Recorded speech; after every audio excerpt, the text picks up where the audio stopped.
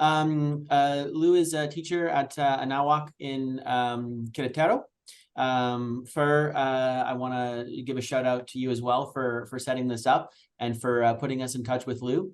I'm really excited for this because oftentimes we get feedback from students asking for more film theory type stuff. Obviously, you guys go through a little bit of film theory at the end of the year, but this is the other side of the coin that we don't really cover too much here at VFS. We put gear in your hands and get you guys making movies as much as possible, but it's difficult to really get out there and make sure you're doing something original when you don't know what has come before. So I'm really excited for Lu to be here and to give what we've been promised is sort of like a very big overview, scratching of the surface, but I think it'll be really interesting for you folks and really beneficial. So like I said, I don't want to take any more of your time. Lu, please take it away.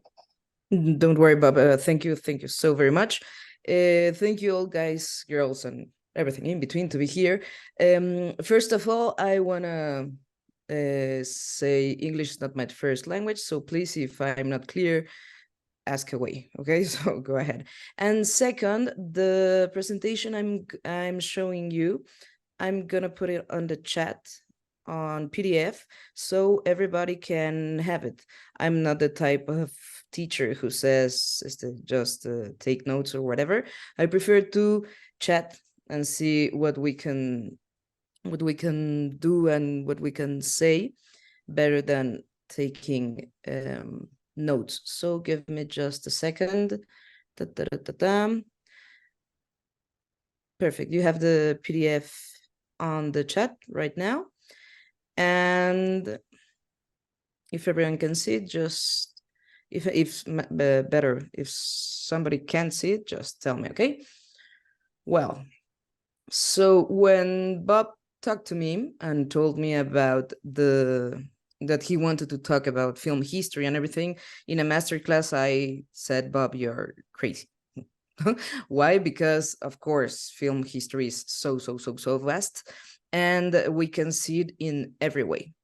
Myself, I've been a teacher for around 15 years, and my specialty is film history, film theory, and everything that's screenwriting and everything that's behind the narrative and the things that make us make movies. So today we are going to learn a little bit about film history, Western film history, but we're going to try to make it, why does these films matters and why do film matters? Because in our workplace or in our type of work, a lot of people ask from us, why do we give media and movies and everything so much power when there are quotes unquote real problems out there? Well, because films talk about those problems and talk about the people that live those problems. So let's see what those peoples and those problems have been through history. Okay. Perfect. Well, first of all, if this damn thing lets me change the slide. Okay. What came before films? Well, of course, representation. Okay, we can see it in paintings, and we can see it in paintings from caves, on paintings from Vermeer or paintings from Leonardo or whatever. We can see them in photographs, and we can see them. We can see it even in drawings in our everyday life. Why? Because we humans always search for representation. Okay, we want to be seen, our world to be seen. We want to take notes, to say it in some way. Okay, so image and making images is an evidence of existence. That evidence of existence lately turned into making art, and art is the child of curiosity, and curiosity is also the mother of invention and of science. And if you think about this, all like one big thing is representation and images transform art into science, into living, into everything that we become. Okay, so there's also one thing that's very special to me when I think about it, that's called magical thinking. Has anybody heard about magical thinking? Nobody? Okay. Well, magical thinking is when you, for example, draw the ox or the buffalo in the cave. Some of the experts say they draw this because they wanted to call on, call upon the buffalo to appear.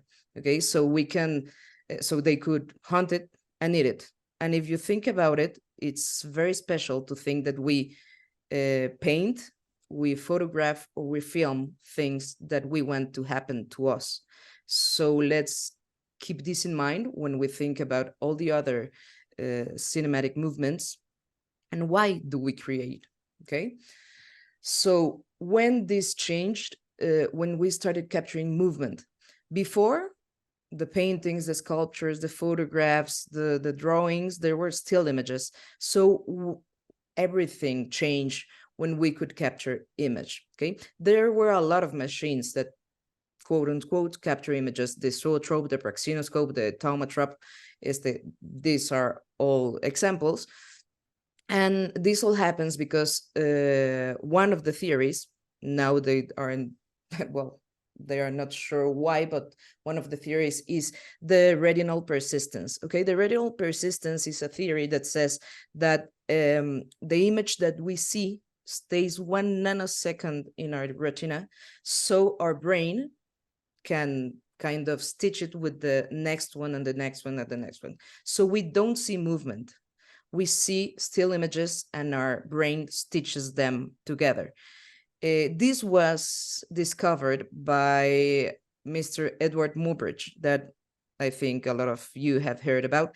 He's the one that captured the picture right here, down here. That's the Mr. Muybridge horse, it's called. And it came because some very rich guys made a bet of if the four legs of the horse were on the air, or if one of the legs was always on the ground. So from curiosity, and I think a lot of booze, came one of the greatest discoveries of the 19th century. Yes, 19, very much. And it was from this that we invented, or we discovered photograms. Okay, he discovered by putting a lot of cameras, a lot, not only 24, okay, a lot of cameras through the racetrack and shooting them when the horse passed, and then of course developing them, that showing them at certain speed showed movement. The answer was 25 per second, that we know that's kind of the rate we used to see. So it all started with the bets, some booze, and a lot of curiosity. And I think that talks about very much about cinema, because that's how a lot of great pictures start. Now, they said, okay, perfect. We can capture movement through photographs that move sequentially, and we transform them to photograms. Okay, so they started inventing different machines that could do this. Okay, there were a lot. There were two that were the most important: the kinetoscope, that's here, the one on the left, and the cinematograph, okay, the one on the right. To make cinema, to make all the pieces, to take all the pieces together, we have to make a machine that captures the movement, but we have to also make something to imprint the image. So we have to also invent the celluloid. Okay, the celluloid came from the Parkinson. The Parkinson was invented or discovered in 1850, okay, by Parks. That's why he called him the Parkinson, a little ego guy. And it was the first man-made plastic. Okay, then Hyatt, the same guy from the hotels, bought the patent for making pool balls, because in this at this time, the hunting of elephants for their how do you say, tusks? Yes, no, for the material became illegal. Okay, so there was a huge contest all around the US to find a new material for fabricating pool balls. And Hyatt went to this event and presented his pool balls made out of Parkesin.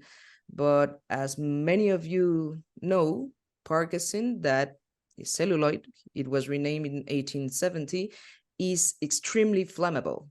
So when the guys started playing pool, everything went boom, boom, boom. Okay. So for a long time, they said the Parkinson was no good for anything until somebody else, of course, the Edison laboratories, bought it and patented as celluloid. Okay. We don't film in celluloid anymore, even if it sounds like really cool and romantic. We use acetate. It didn't change in 1952. Okay. So we have the way to capture it, the cinematographer. Okay. We have where to imprint it, the celluloid, and now we have to project it. Well, and this is what makes cinema. And this is where everything came apart from business, actually, okay? The kinetoscope, the one from the left, that was made by the Edison laboratories, was supposed to be at the top of it. It's not really clear, the image, but there's like a cup, okay, where you would put your eye and you would see the images. So you could only see it by yourself. Just one person could see these images. What kind of images or images could a viewer see in this kind of machine? Circus acts, theaters, those kind of things, okay? In the other hand, this was the US, of course. In the other hand, in Europe, specifically in France, there were the Lumiere brothers. That, if you know, Lumiere means light. Life has some interesting coincidences. They invented the cinematographer, okay? It was a very much movable machine. It didn't only film, but also projected the images, okay? And they filmed everyday lives. So it was a little bit more interesting for the people who see it. But why is this important? Well, because for the first time, our history, everyday history, could be watched by everybody, okay? It kind of felt like we were close from one another. It's called the fantasy of the first party, okay? In other times, in past times, we needed minstrels and we needed books and paintings and artists to be and to make the things we see. And suddenly life was happening in front of our eyes. So this was really revolutionary. It made everything feel more real. And it also discovered that there was another world out there, okay? Because, of course, the cinematographers started traveling and they actually made it all the way to the Everest, for example, okay? So first time, everybody, because at first watching a film was really, really, really cheap, could suddenly see the Everest and could see parties all around the world and how people live and everything. So it was mind-blowing, okay?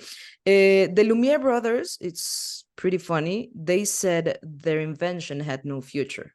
Haha, no surprise. But it actually became the rule to the industry. This machine and the ones derived from it. The important thing that I think reveals this is the importance that we give to making films, to watch them as a group. Films and cinema were always meant to be watched as a society, as a group.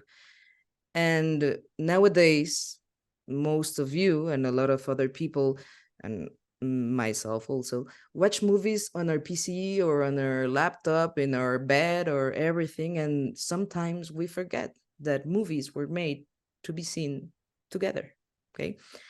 And this is where it all began, going boom, okay? Now we can see images moving. We can see some people doing weird stuff. We can see others just going out of work and going dinner, etc. But of course, it's not very much exciting. So we start making stories. And of course, there are a lot of people that made a lot of stories, but there are three people that changed and revolutionized the way the cinematographer and the films were used to tell stories.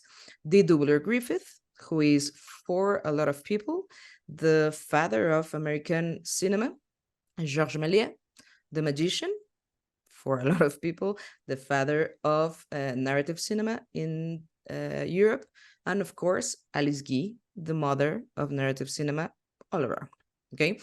D.W. Griffith made one of the first feature films, or the first feature film. It actually was the first film that was watched in the White House, and it was called The Birth of a Nation.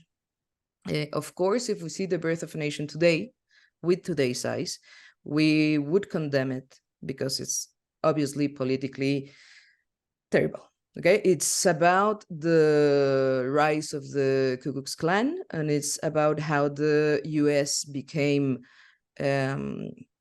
a free country by fighting in the secession wars. Okay, but of course, it was told by the party that was in power.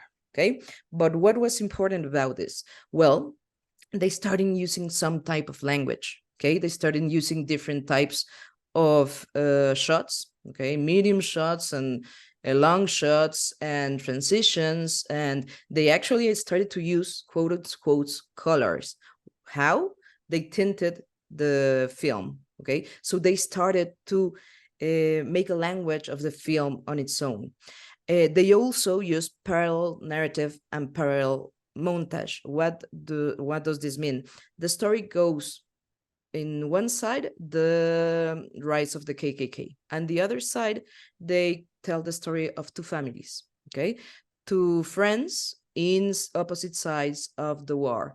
So they tell the story of the US through the KKK and from the citizens from the side of these two friends that go to war in opposite sides. How they did it? Through this parallel narrative and parallel montage, something that was never been done. Okay, it's today called and considered a historic piece. It's long, 1 hour and a half to 3 hours, depending on the cut you see, and of course it was internationally criticized. Okay, in America, it was well received because the party in power was the one who supported these ideas, but internationally was severely criticized. Now, I think most of you has also heard about Georges Méliès, the magician. Okay, he saw in the cinematographer and in making films a way to catch fantasy and a way to tell fantastic stories. And the most known is, of course, A Trip to the Moon. Okay, if you see the dates, it predates a lot The Birth of a Nation. Why? Because he filmed in his theater. It, of course, he constructed a scenography and decoration, and he cast and had everything, but it was a little more controlled because it was in a closed space. As we know, always filming in sets is a little bit easier. Okay, but it showed that films could take us all the way to the moon and to dragons and to become vampires and everything. So it was another way to see what we could do with the cinematographer and with films. And in the other hand, we have Alice Guy, okay, or Alice Guy. Some guys in America call them that way, call her that way. And her most notable piece is The Ferry of the Cabbages. Okay, he was, of course, the pioneer of narrative cinematography. Okay, she worked with Gaumont, one of the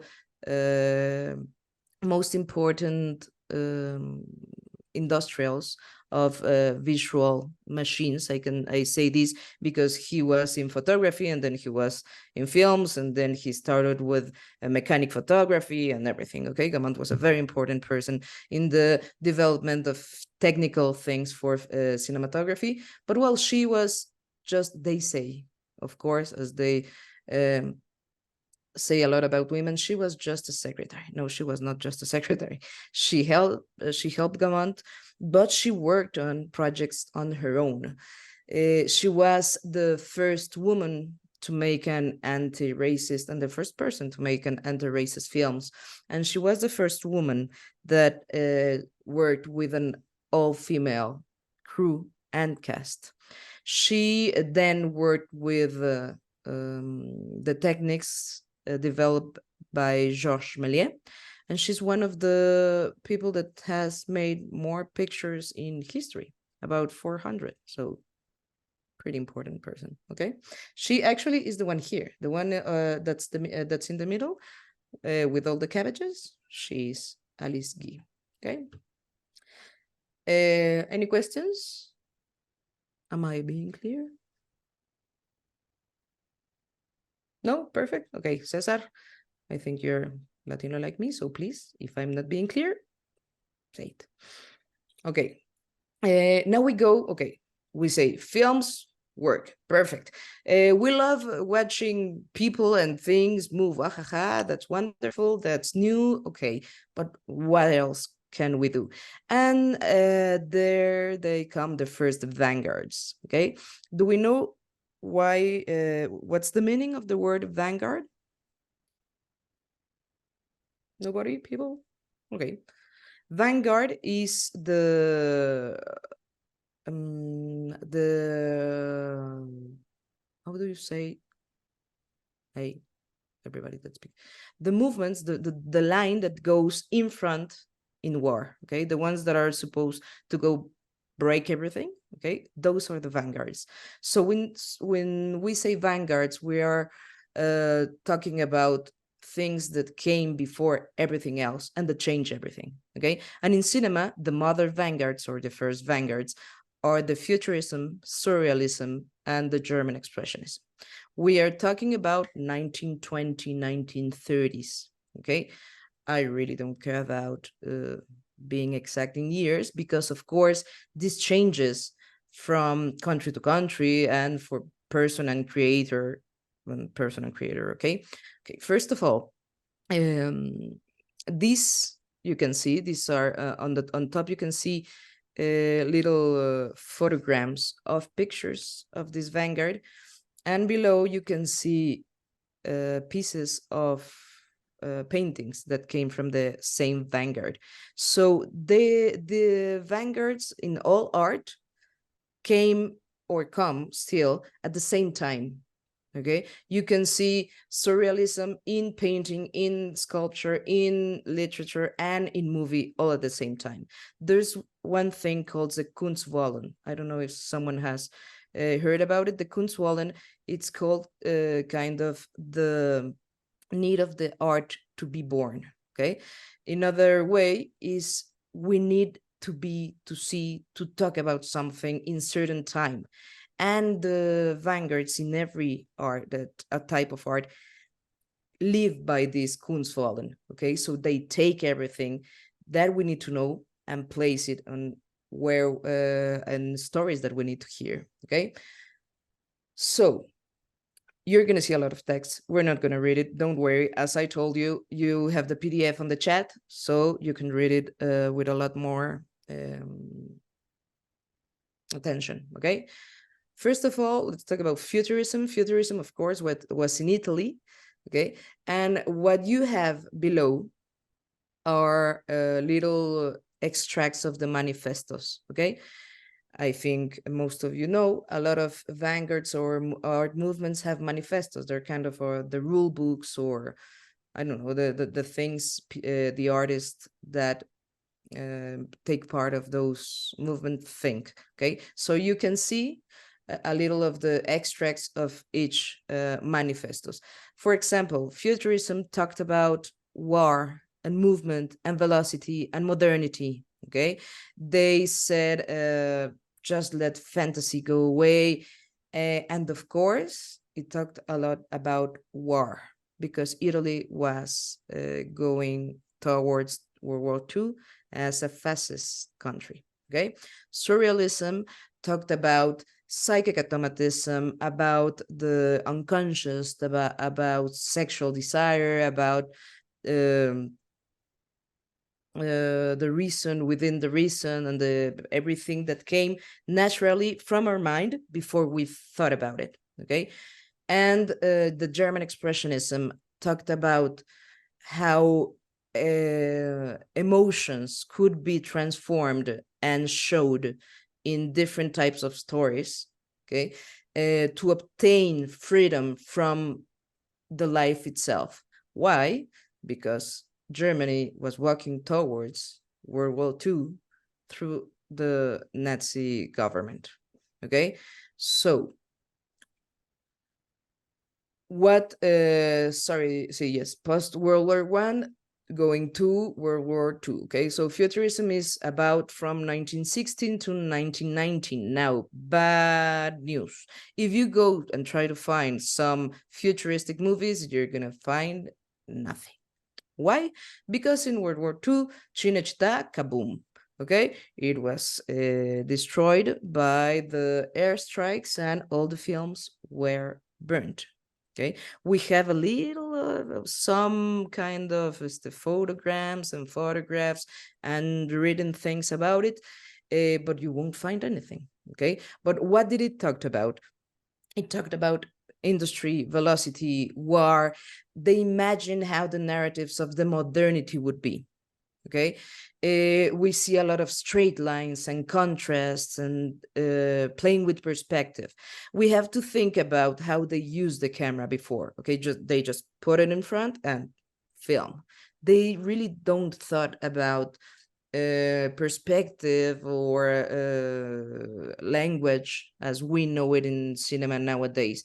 Close up and medium shot. No, that was not the way they were thinking in this time. Okay, now why was it important? Because it reflected the way art was, of course, not all art. Of course, when I say these were the movements that were important in this time, they were not the only ones. Okay, please don't think about it in that way. But they were the ones that were the most powerful, or the ones that made a lot of impression at the time. Okay, now surrealism was another thing. Okay, it was kind of 1920s all the way to 1930s, and it was a representation of the psychic. Okay, everything that comes natural and sometimes even unwanted from our human nature, even our dreams. It was spontaneous, and this spontaneity was used to critique the institutions. What were the institutions that they critiqued? The church, the state, even sometimes the generous and sexual thoughts of the time. Okay, it was almost cruel humor. Okay, and I say this with a little cautious, because when our best friend goes walking or running down the stairs and she or they fall from the stairs, what's the first reaction we have? We all laugh our butts off. Let's get real. Okay, that's our natural response to somebody falling down the stairs. Why? Because this comes natural to us, because it's our way to relieve the stress. Okay, so I put this as an example of how the surrealist movement used these kinds of automatic reactions and emotions. Okay, there were a lot of natural references to sexuality. They confused intentionally time and space. How? Of course, through montage. They created objects representing things. Why? Because they came from dreams and from the unknown, so they weren't things that didn't exist. Of course, there are a lot of symbols, and there was no real need to be logical or articulate.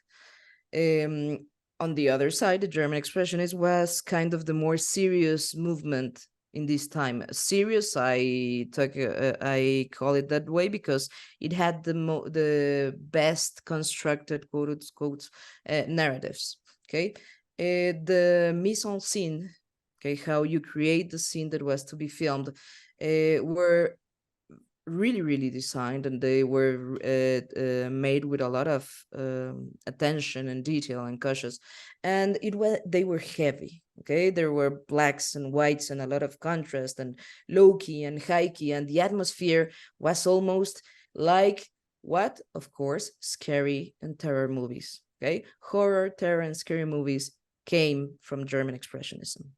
Who other author is very famous from inspiring from German Expressionism? Hitchcock. Okay. Who other? Of course, everybody knows Tim Burton. Okay.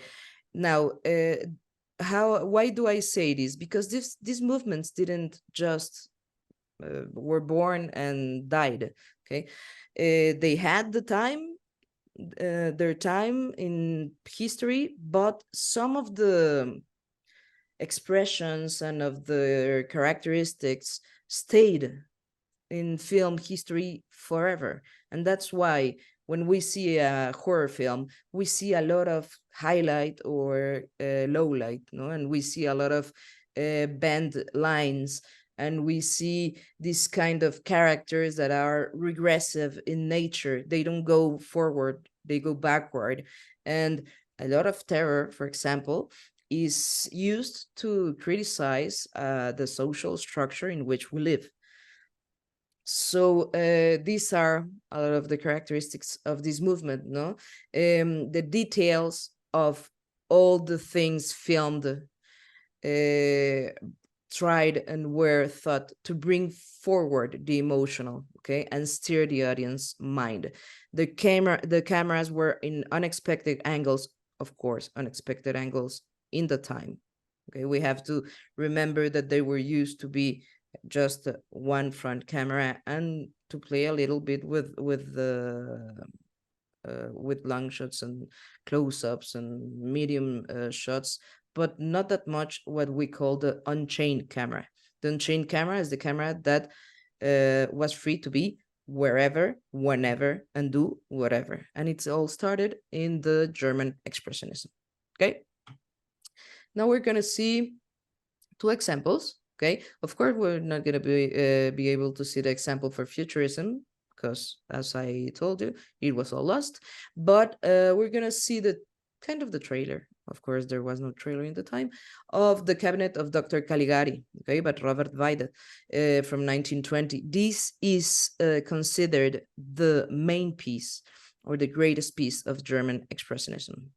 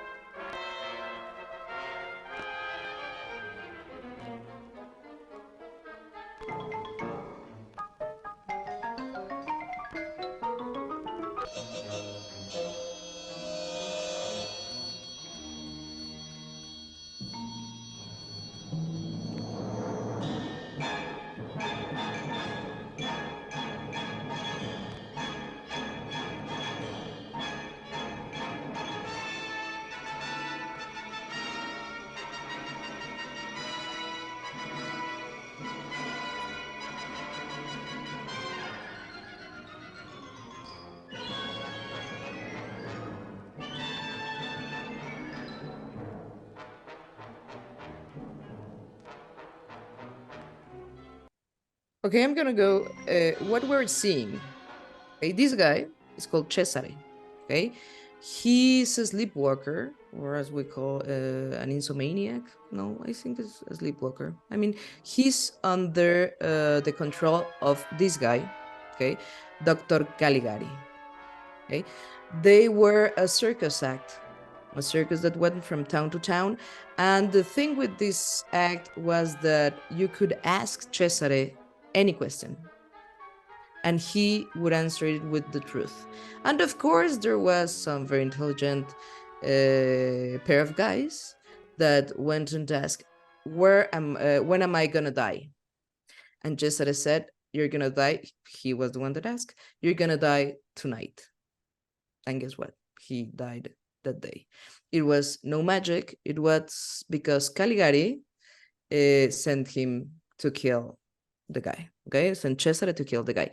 The thing was, the guy's girlfriend and his friend started to look into Dr. Caligari's act and Cesare. So Caligari sends Cesare to abduct and kill this guy's girlfriend. And of course, Cesare falls in love with her and rebels against Caligari. Okay, everything was perfect, and we loved the way Cesare standed up to a corrupt and terrible authority. But of course, this film was censored by the Nazis. Okay, and how they changed the ending. Okay, in the final scene that the Nazis made by the film, the guys and Cesare were all psychiatric patients in a hospital, and Dr. Caligari was the precious and wonderful doctor that cured them from their crazy ways. We can see how this movie, in its natural form, before the control really bad freaks came, it was a criticism to authority and how authority treats us as sleepwalkers. And they tell us, you just go do this, and we just go and do it. Okay, what a better way to portray what happened then in the Holocaust, when millions and millions and millions of brothers and sisters were killed or were made to assassins. Okay, this is why this film matters. Now let's talk about surrealism. The greatest piece of surrealism in this time was Un perro andaluz, un chien andalou. I don't know how it's called in English. Andaluz dog? I don't know. Well, it was made by Buñuel and Dali, the painter, and Buñuel, of course, the great cinematographer. Okay, you're gonna see a lot of images that you may not understand, and that was their objective. Okay.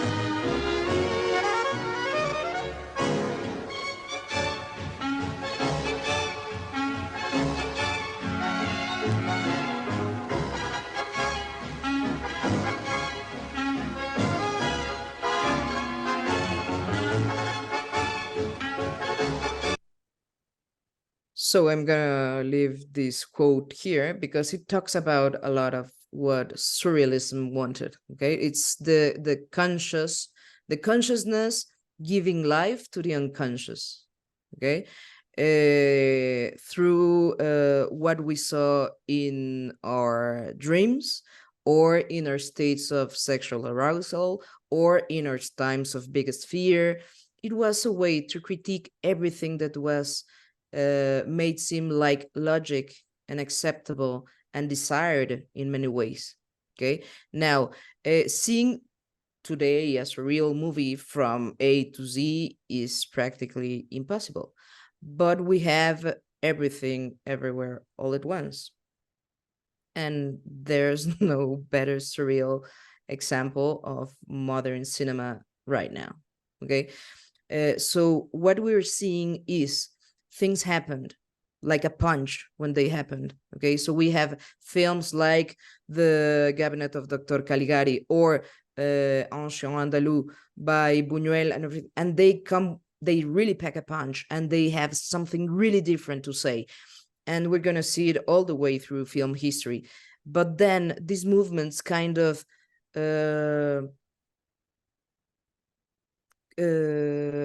mingle, with the other ways we see and we make cinema. So we're going to see surrealism traits, surreal traits in movies, and we're going to see traits of the German expressionism in a lot of our movies. And we're actually going to see still some futuristic traits in a lot of our movies. What kind of movies have these futurism traits? Of course, science fiction. Okay. If we see 90% of science fiction films talk about war, industry, velocity, modernity, quote unquote. Okay? Perfect. Any questions? Please feel free. No? Drew, you unmuted your mic just by accident? You all have to learn Spanish because this class is a lot more fun when I can say bad words. Okay, perfect. Now we're gonna talk. You've seen it. We are just seeing and watching silent films. But do silent films ever existed? Well, we don't really know. Drew, yes. Wait a second. My mic has 2 mutes when still on. Okay, don't worry. I was just picking on you. Okay, so were silent films ever silent? No, they were never meant to be silent movies. Okay, and how, Lucia, come on, there were no dialogues, and there was the music was was put in other times. Exactly, these movies had no synchronic audio. Okay, what's synchronic audio? The audio that's made at the same time and recorded at the same time as the images. But they had music, they had effects, and they had what was a figure called the explainers or the interpreters. Okay, it varies from literature to literature that you can find. And who were these guys? Okay, interpreters were men or women, mostly men because time, right?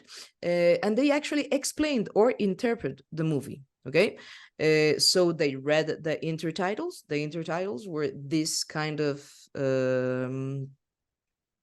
these slides where they put dialogues or they explained things that happened in the movies. Okay, for example, you can see here intertitles from the 10 Commandments. Okay, from Cecile DeMille. There were also music and effects in theaters, live. Okay, they would have piano or orchestras depending on the price they charged and where the movie theater was, and they even had follies live on the movies. It was a one of a kind experience. If you have the opportunity, some festivals around the world have this kind of experiences once in a while. They go, they have interpreters and they have musicians and they have Foley artists interpreting live on the movie theater. So those are great. And why they needed this? Well, because most of the films that were made were based on melodrama. Somebody knows what melodrama is called that way? Why is called that way? Nobody? Drew, come on. No, don't worry. Melos comes from the Greek word music, okay? And drama is from action, okay?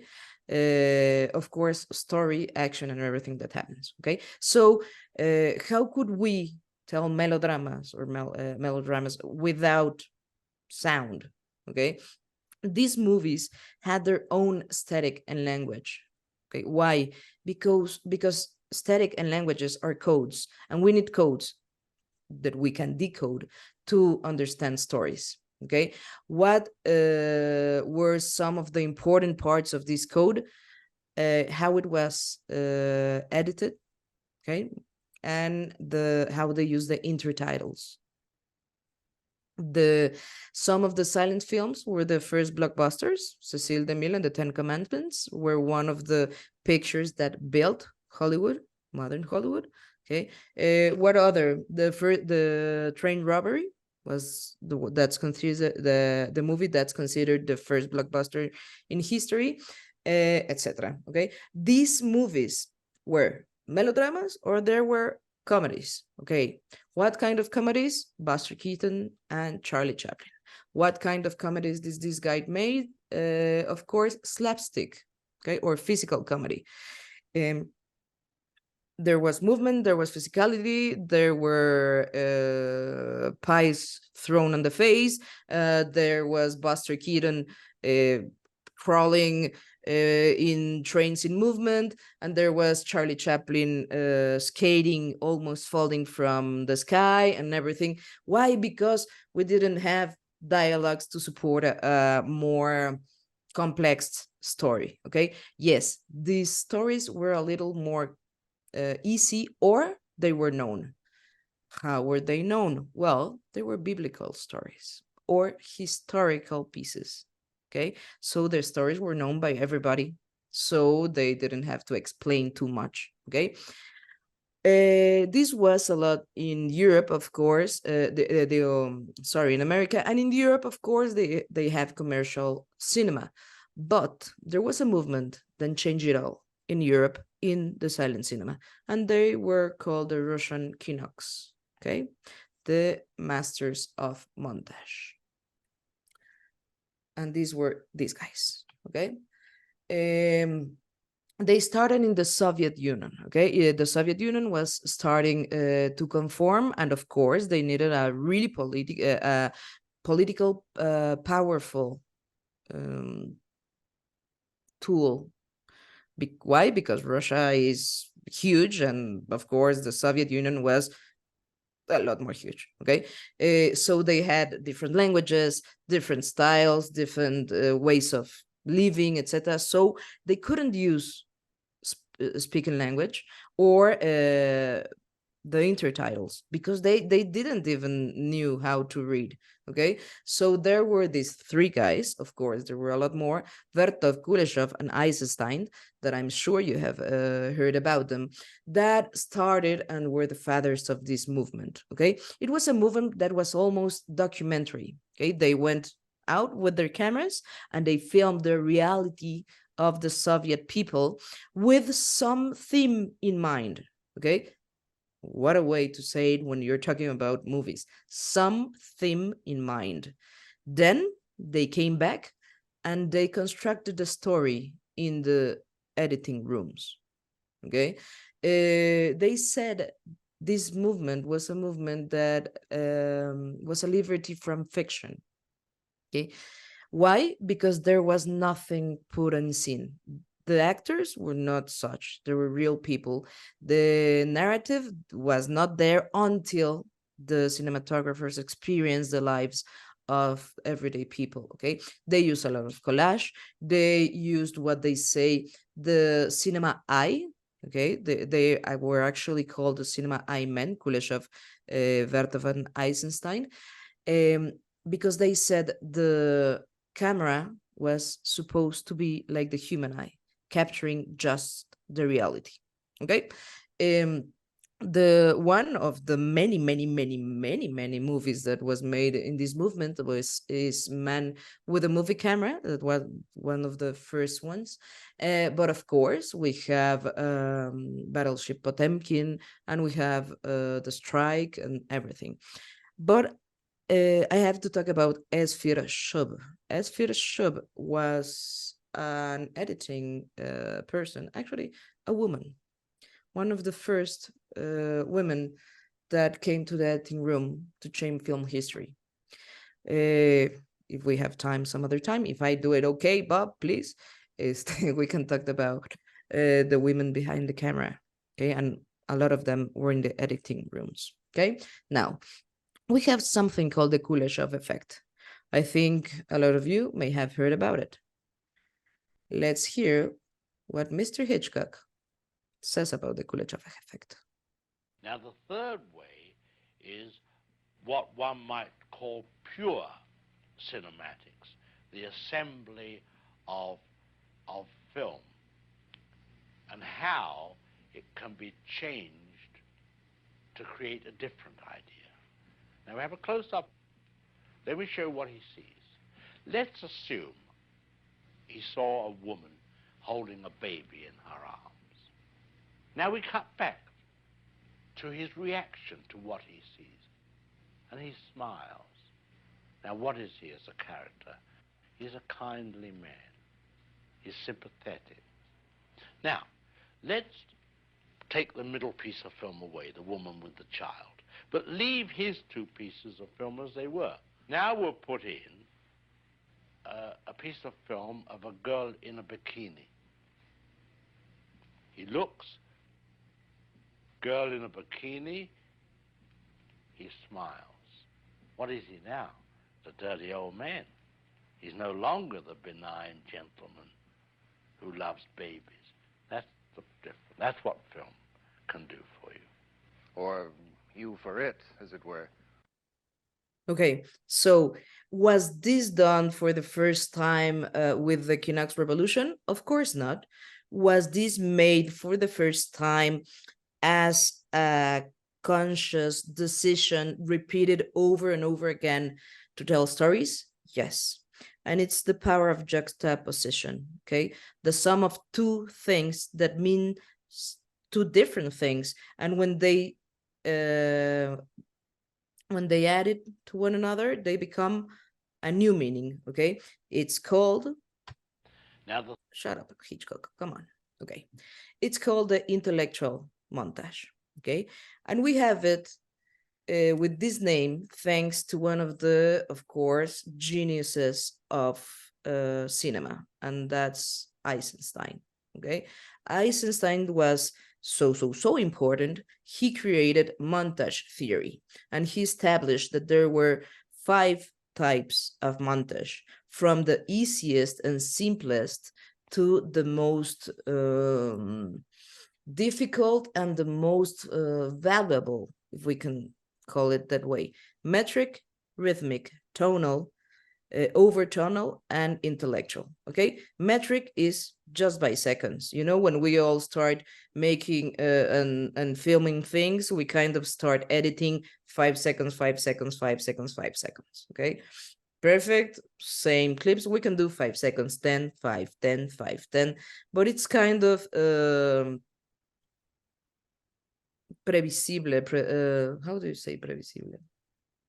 Like predictable? Exactly, predictable. You know what's gonna happen, okay? 5, 10, 5, 10, 5, 10. It becomes boring, but sometimes it's work. Rhythmic, it comes in the kind of in the same way, but we add music. Lucia, come on, it was silent cinema. Yes, the Russians always made their films thinking about the music and sounds they were gonna put in the theaters. Something that was not always made like that in American cinema. Okay, we're gonna see it a little bit right now. Tonal is the type of editing that corresponds and tries to move feelings. Okay, so when we go from a close-up, I don't know, from a dolly up all the way to a close-up, and then we cut and go to a extreme long shot, that's a tonal montage. Why? Because it plays with our feelings. The overtonal or supratonal montage is this on steroids. Okay, is to think about the times when you can't breathe when you see a movie. It happened to me. One of the first times it happened to me, it happened with Lola Rent, Run Lola Run. I don't know if you have seen it, or with Trainspotting. You kind of, you know, because it's all so overwhelming. That's overtonal montage. An intellectual montage is the Bertov, okay, the Kuleshov effect. That's one thing and another thing that doesn't come together naturally. When they come together, they have a new meaning. For example, the movie Strike, okay, from here, it's about, of course, a strike in a factory, okay, and they follow the strike from the point of view of the workers.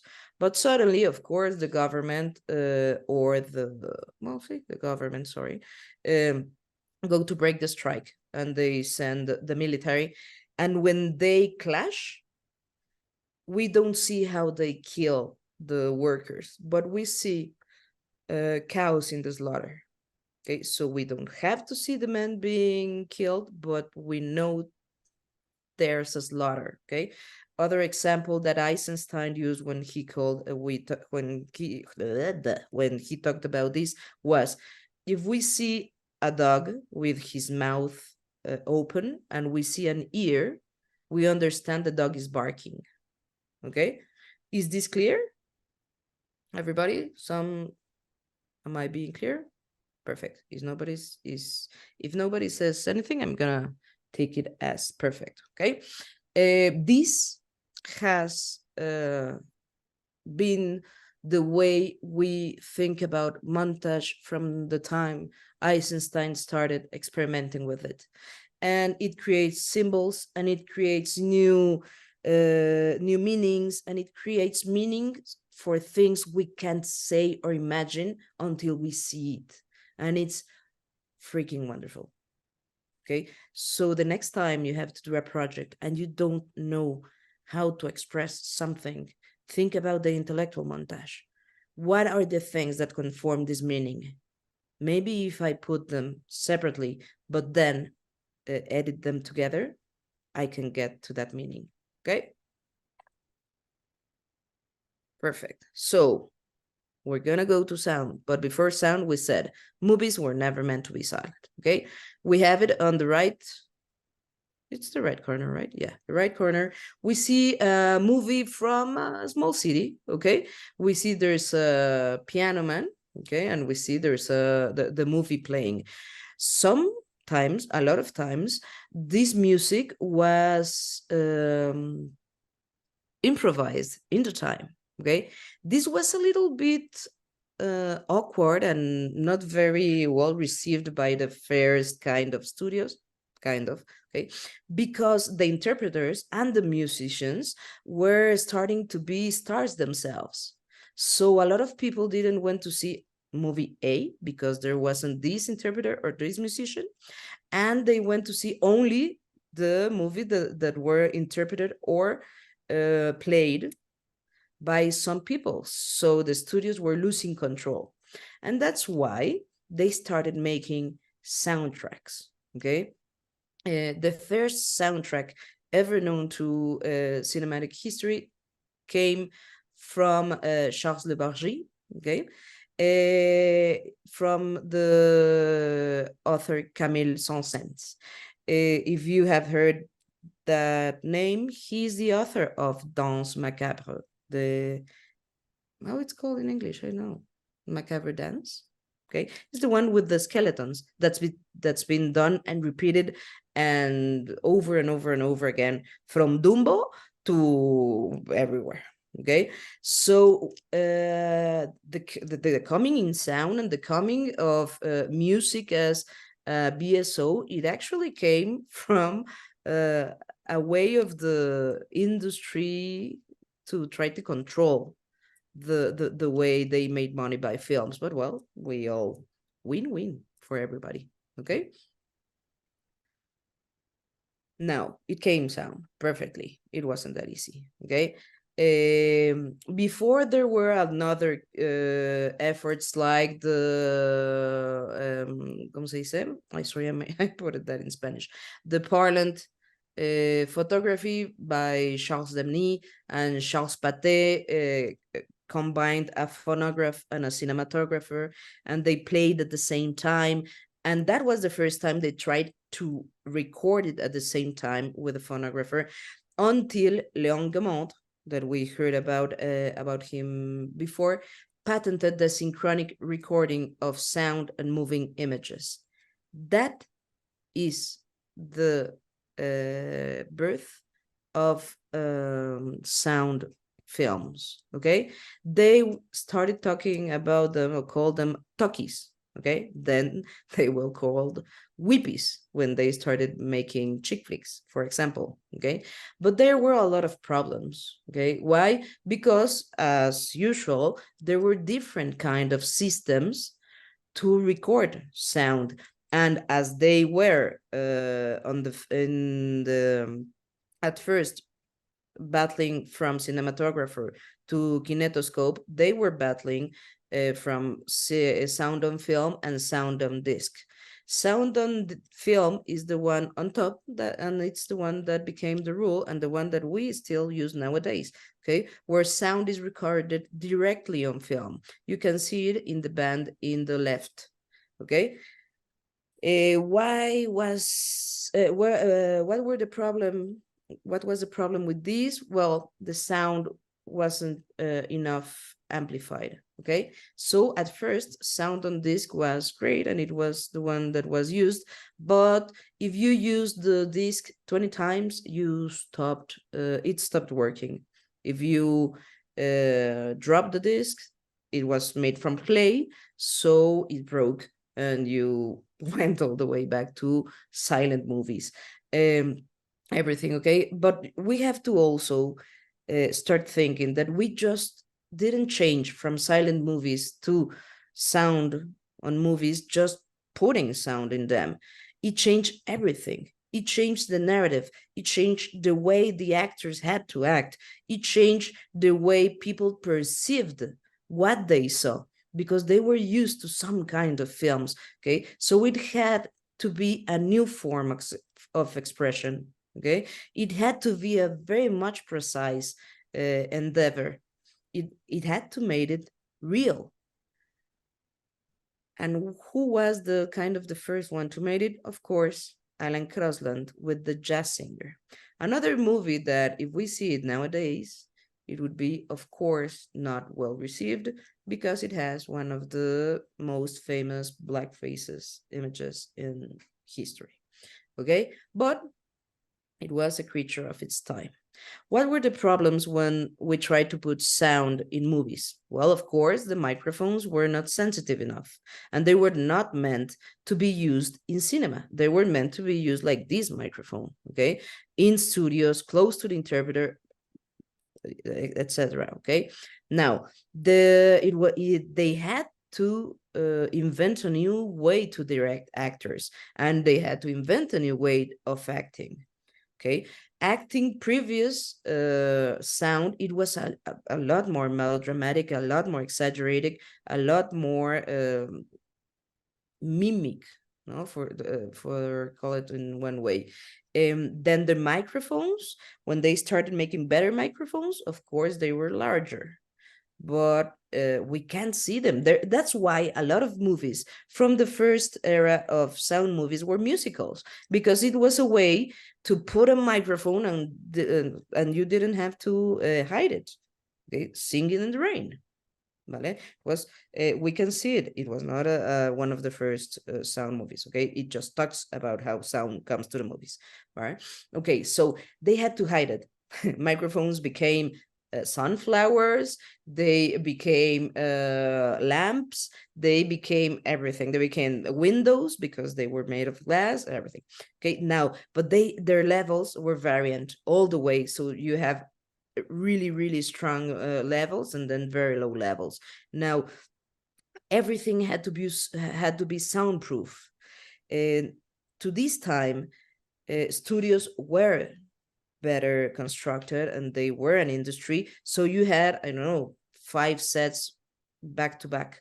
And first it wasn't a problem, you could be filming a Western in one and a comedy in the other, and the bangs wouldn't matter. But suddenly everything that sounded mattered. So you have to soundproof the studio. This was very, very, very costly, and they didn't know how to do it. So they had to invent the way how to do it, and they had to bring people to do this special work.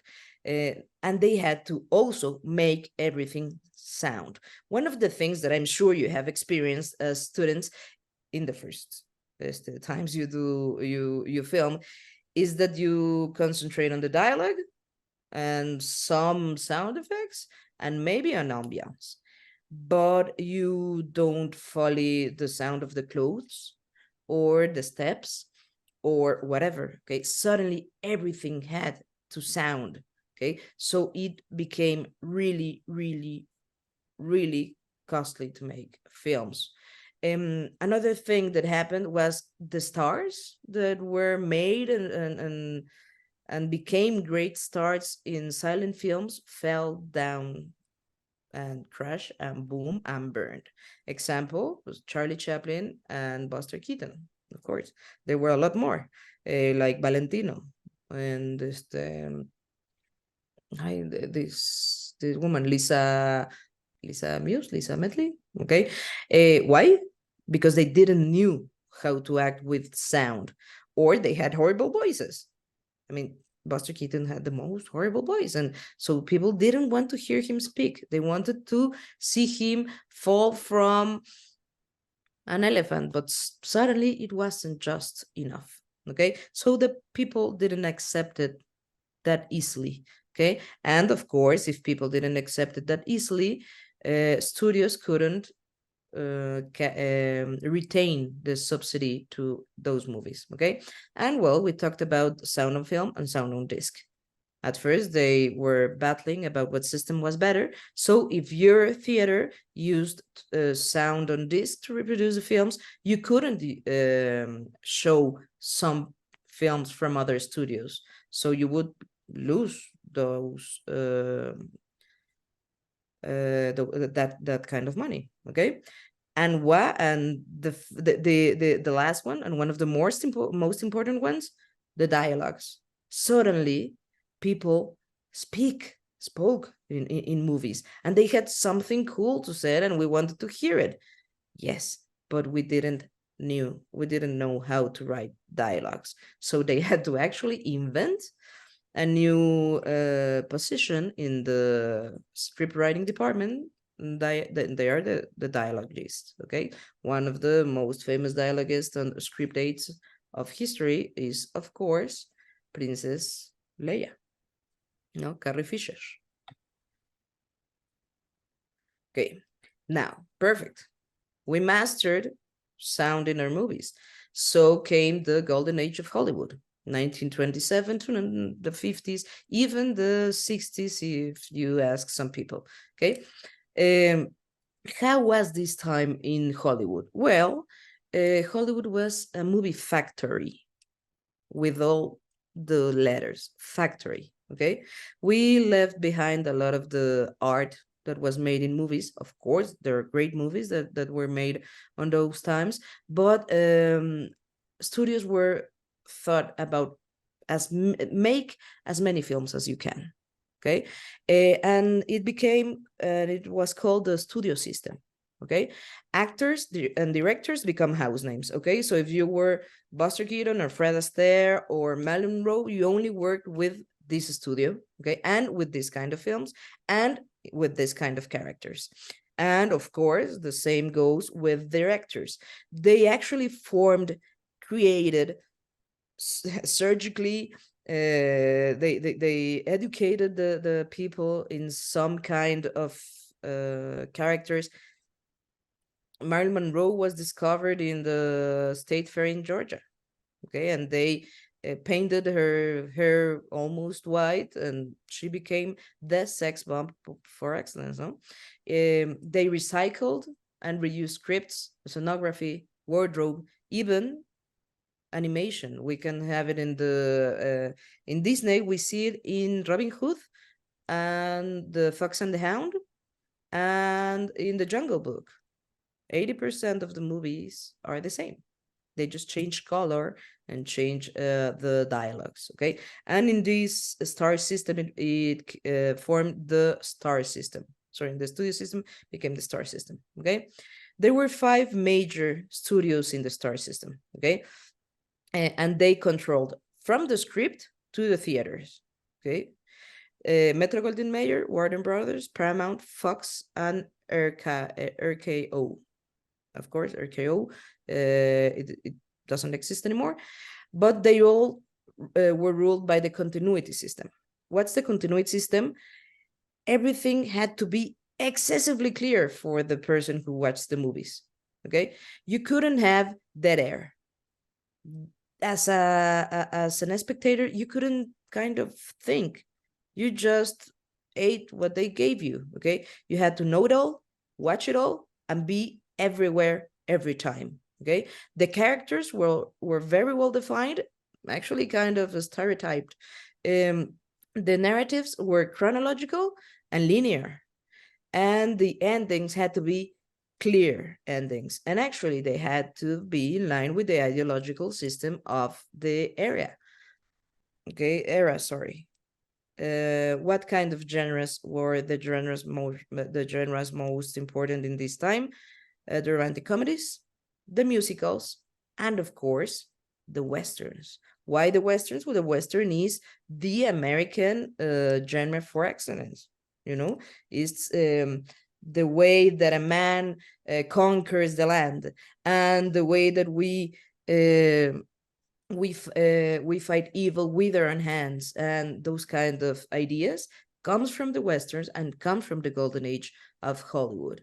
Now, when the golden age of Hollywood was in its peak, 1978, came the production code, okay, the Hays Code, and that kind of broke it.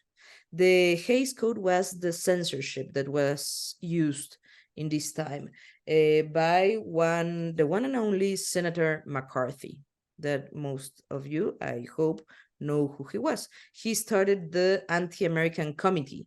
So if you were, why? Because we were going directly to the Cold War, and if you were suspected to be a communist or something not as American as they wanted you to be, you were incarcerated or just disappeared. So all the movies had to go through the Hays Code and be approved by the government. Okay, so that kind of made the golden age of Hollywood go blah. ¿Vale? Any questions? No? There's one in the chat. ¿Qué dice? What about the noirs? Yes, the noir films. The noir films were the only type of movies that were not kind of in line with the great studios made. The noir films were the way they critiqued the systems, and the noir films were actually filmed by Europeans that came to America after World War II. They were German, they were Italian, they were French. Okay, so they had a total different aesthetica, narrative, and everything. And of course, they were not from the big theaters. There are some movies, The Maltese Falcon, Casablanca, of course, Mildred Pierce, that are great noir films, but they weren't the rule. There were a way to critique the system. There were a way to kind of elude the code. Okay, of course, Mr. Hitchcock went all the way and did whatever he wanted. He was, of course, one of the noir film specialists, and that shows how much of the European style came through America in those kinds of films. And why did it made it there? Because they were the artists that were persecuted in Europe. And that, of course, America said, come over here and make your movies here. So there are a lot more things that we can't talk about because of the time we have. But the noir films, for me, was kind of the saving grace of the golden age of Hollywood. Okay. And of course, why? Because also the women had a lot of more power in these movies. They critique the system, the police, the mobsters were the ones who had the power. Sexuality, but was a lot more front in these pictures. But well, that was an andalusian though. Perfect, thank you, Sandra. But well, they were not the norm. Okay. And of course, we know 1940s. We're gonna go a step back. 1940s came the Second World War. Okay, and there's called what we call the war effort. Okay, or the war propaganda in movies, and we can't not talk about it. Okay, we have two sides historically: the Axis and se me fue el nombre de los otros brothers, ¿cómo se llaman? The Allies. Thank you. Sorry. You know that the dialogue from Sofia Vergara when she says in Modern Family, you don't know how difficult it is to be intelligent in one language and not in other. I'm feeling that way right now. I hope I'm being clear, guys. If not, please she stop. closes that line with, do you know how smart I am in Spanish? Exactly. Come on, Daniela, tú me entiendes. Sí. Oye, Lu, pequeño paréntesis ahorita en esto. Si en unos 10 minutos quieres dar un break. Era para que justo a lo respires. que íbamos a hacer. Excelente. We're gonna Date. go for a break after we see this propaganda, okay? And then we're gonna go, what, 15 minutes? ¿Cómo lo ven? ¿Cómo ves, Fer? Yeah, 15 minutes sounds great. Okay, 15 minutes. If somebody needs some more, don't worry. Okay, we're gonna be here. Okay, so let's just close it.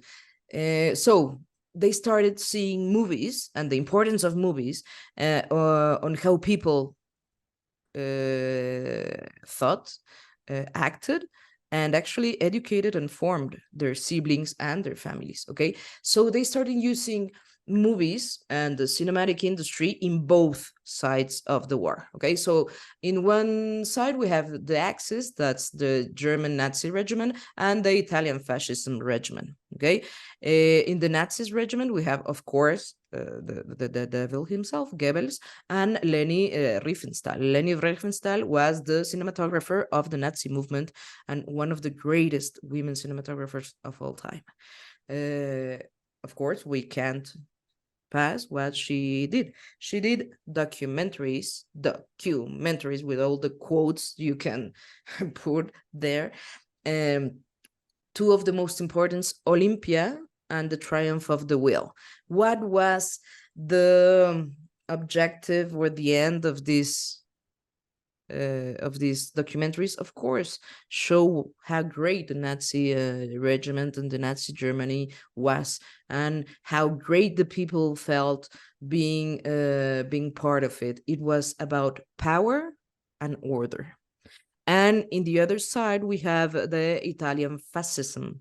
Okay, they had Cinecittà. In the other side, we had the UBA, that it was very important, but not as important as Cinecittà. Okay, why? We're gonna see it because after the war, the Americans actually took Cinecittà for productions like Quo Vadis and Spartacus and all those kind of movies.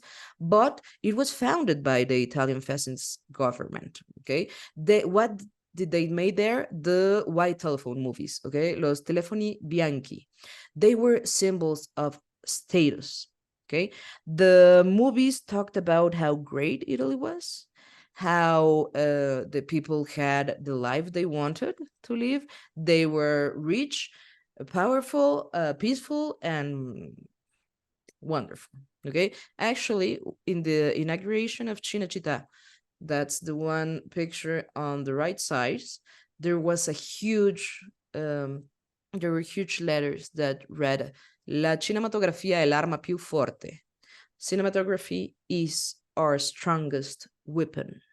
Okay, so if the Nazis used the cinema for power and order, the Italians used it for status and order. Mussolini said, nothing outside fascism exists.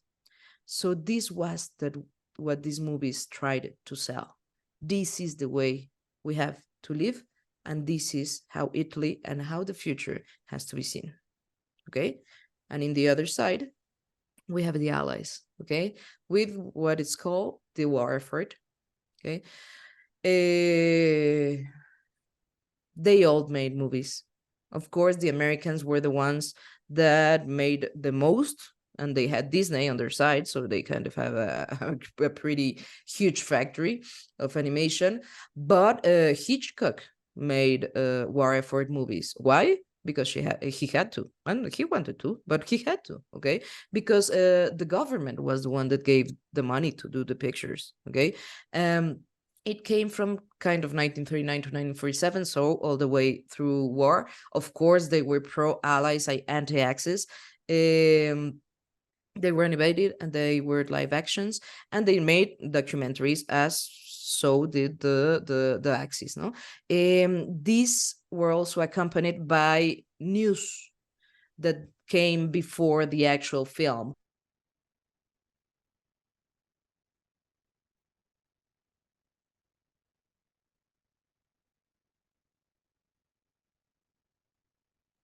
Documentary about how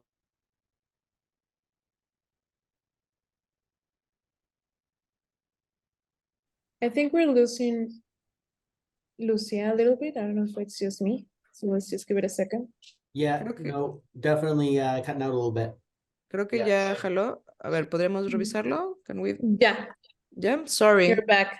Yeah. Actually, it was a helicopter. Wow. So they were short film, feature films, news. Some of these news were just shown before the feature film that was that people paid to go see. Of course, they were subsidized by the government. Okay, so they were seen as yes, propaganda pieces, but also as commercial pieces, and they shaped the way commercial cinema was made from this time on. Every country that produced them, we just have to stop and think: who are the bad guys in our movies? Who are the bad guys in Indiana Jones, in Mission Impossible, in Casablanca, in 007, and in every movie, in Rocky? Come on, okay, Rocky, Rambo, and everything. So the war effort, we may question ourselves. Is it over? This is why this time in movies is important, because we have to recognize the power of cinema to shape minds, politics, economy, and everything in between. Now, second, let's just wait a second. It can shape it, but it will not determine it. And that's why it's important to know your film history, people, okay? Because we can see it, we can criticize it, but we are definitely not going to repeat it, okay? So let's take a break. Let's take 15 and we will be back.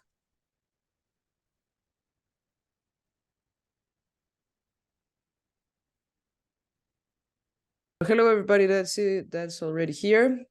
The ones that aren't, I hope they come. Dun, dun, dun. Sorry. Okay, perfect. Somebody asked me about my 5 top films.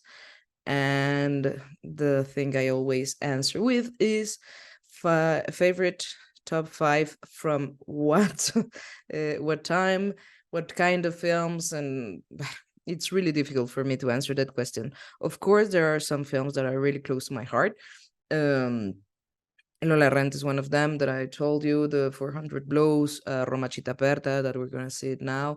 Mexican films, there's Los Olvidados, of course.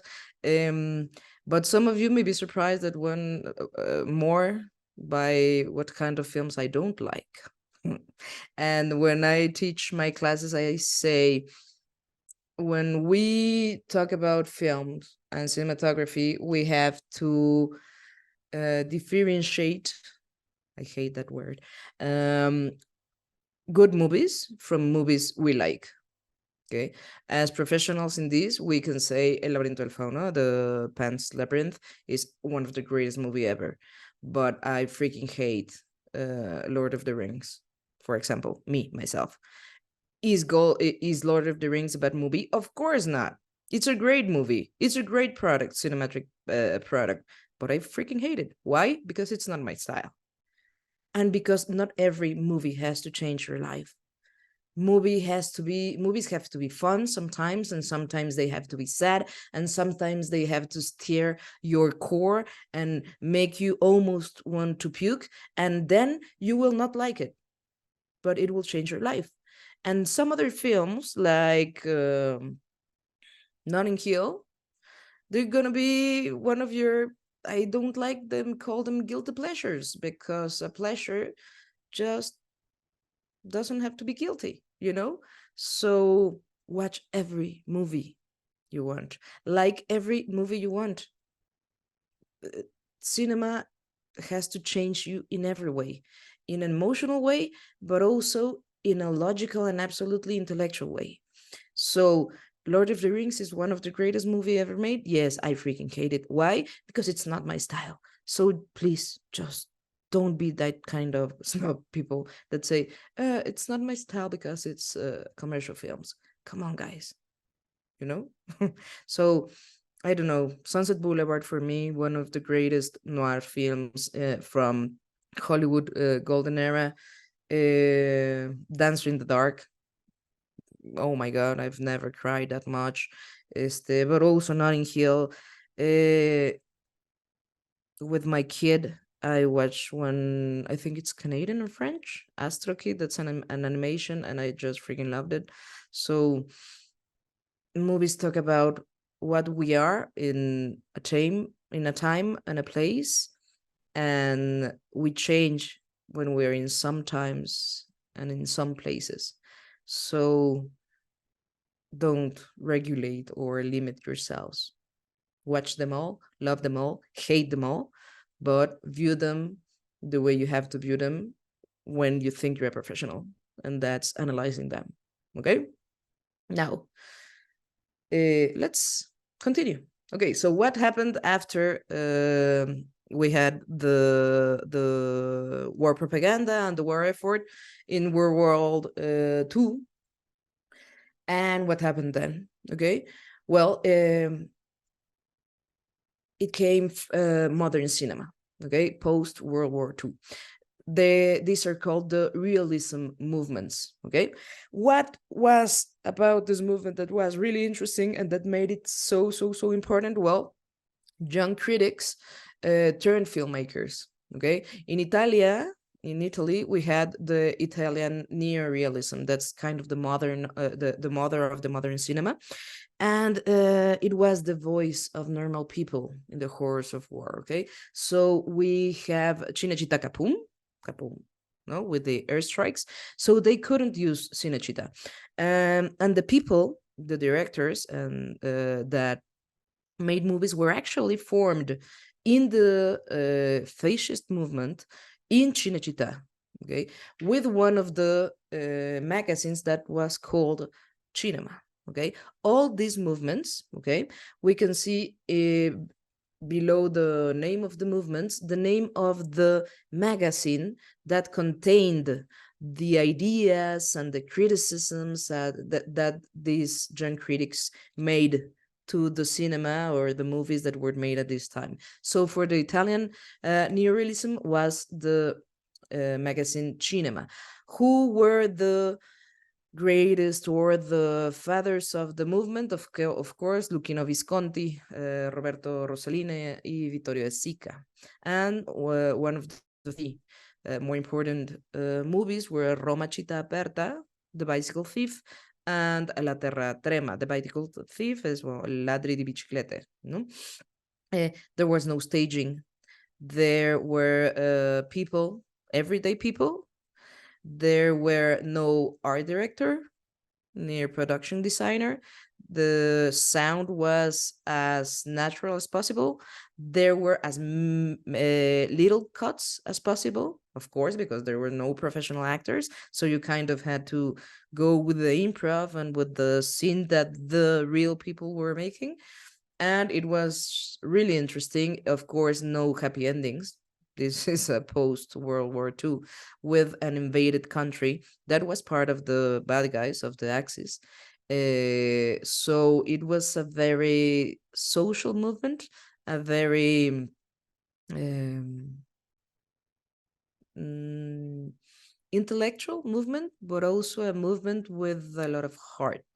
Okay, now in France, a little bit later, we had the Nouvelle Vague. Nouvelle Vague is nothing; it means nothing but new wave.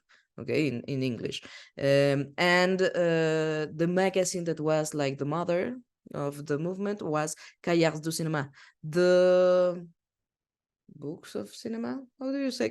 How do you say? Yes, Roma Open City, absolute classic and one of my favorite movies ever. How do you say cuaderno? I think it's Notebook? like, yeah. Notebook? Notebook, I Well, think.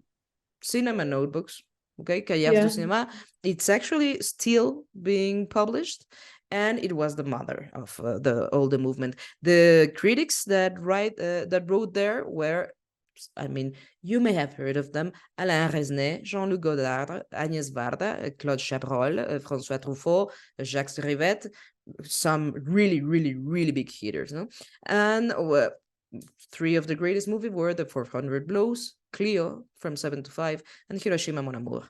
This movement, how was it different from Italian neorealism? Of course, it was still about real people, but the French new director said, let's change the themes, let's change the narrative. We have talked about war too much. Let's just get it simple. And they loved Hitchcock, and they loved Woods, and they loved the old movies from the westerns, and so they tried to make a simpler cinema and a simpler way to see life. And if you think about it, it's pretty logical.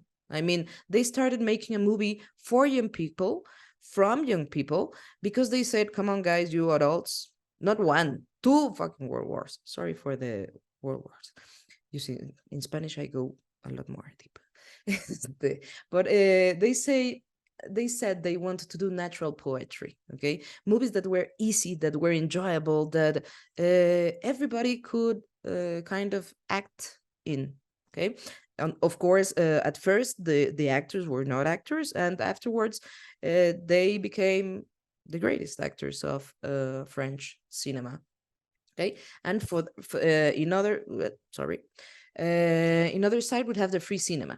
If you ask the French what was first, the French cinema or the free cinema, of course they're going to say the new wave. And if you ask the British, they of course will tell you the free cinema, because the never-ending war between French and British. Okay, but they had the kind of new wave, and it was called the free cinema. And the magazines that were a hold of these young critics were Sight and Sound and Sequence. Okay, this was really interesting because all these magazines were first. The first way they could experiment with new narratives, and the first time they kind of searched for new themes and saw that people kind of liked it, so they didn't have to start doing movies immediately. They first started writing. Okay, free cinema is a lot more, well, angry. Actually, the three people that started a movement that was supposed to be a movement: Lorenzo Mazzetti, Lindsay Anderson, and Carol Rice, and Tony Richardson, were called the Angry Young Men, literally. Okay, and they were a group of people that wanted to do one show, just one show. a one-time thing where they would show the movies they were working in, and it actually turned into a movement. They were depicting young people in a hostile world. Britain had become a lot more industrial, so it kind of felt very trapped, you know, the young people trapped and searching for their identity in this new type of England. Okay, let's see some examples. Does someone knows what an open city means? Città aperta, una ciudad abierta. When you say that in war.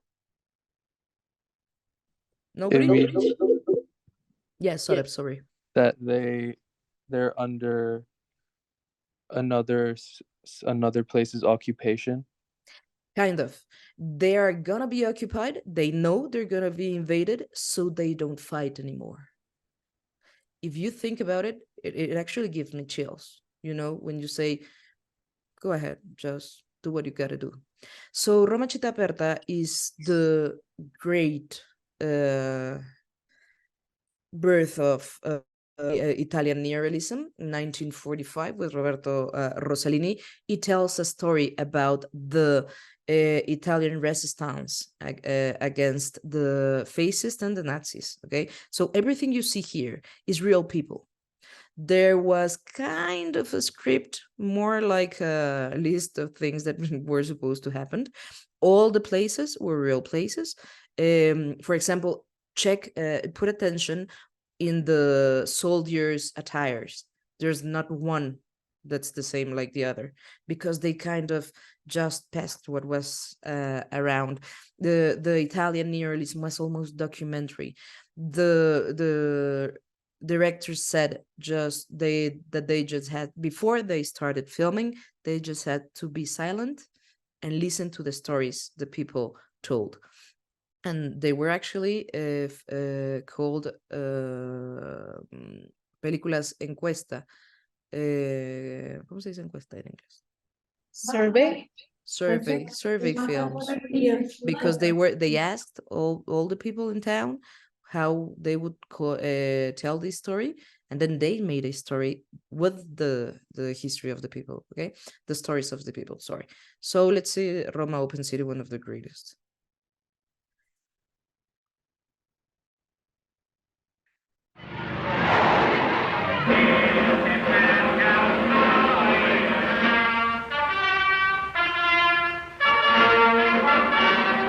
Ingegner Giorgio Manfredi.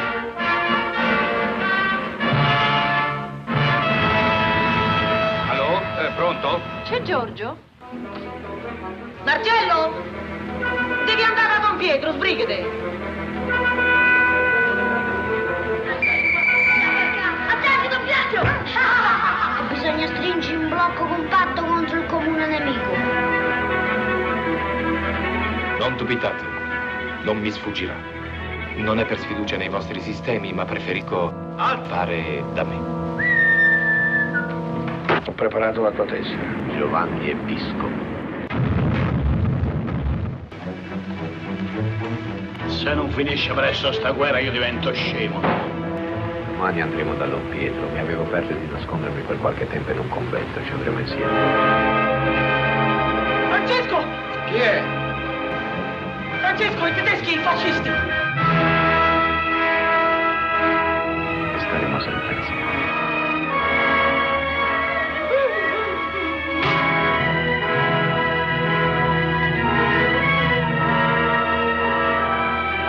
Ci sono dei momenti che non ne posso proprio più. Quest'inverno sembra che non debba finire mai. Finirà, Dio, finirà. E tornerà pure la primavera. E sarà più bella delle altre, perché saremo liberi.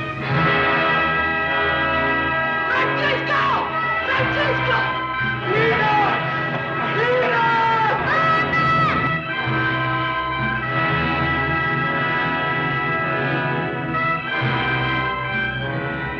Well, coming soon. Not really, but well.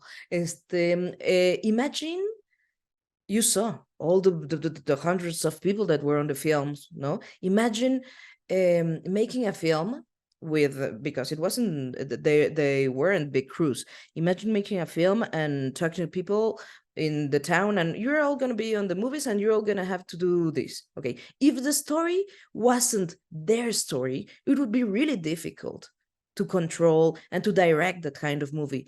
But the Italian neorealism talked about the stories of the people, so the people were actually pretty easily embedded on the film. Okay, not all films were about war. We have La Scala, that's one of the greatest films from Rossellini, I think. And it's different. The thing that do keep like a theme, stays like a theme in all the movement is no happy endings. The story of course, pretty much poor people. Okay, don't worry. The lowest part of the society and all those kind of things.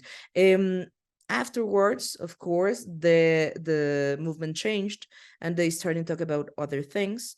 And the authors started to want to do different things, and that kind of ended the movement.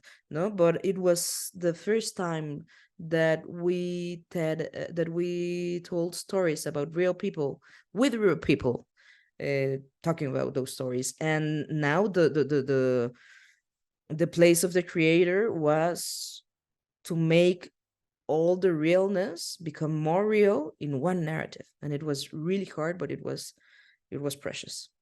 Okay, of course there was a lot of improv, and the narratives were tough. Okay, what other thing you can see? Technically they were quote unquote easy. No, the movements were natural. The light was natural or simple.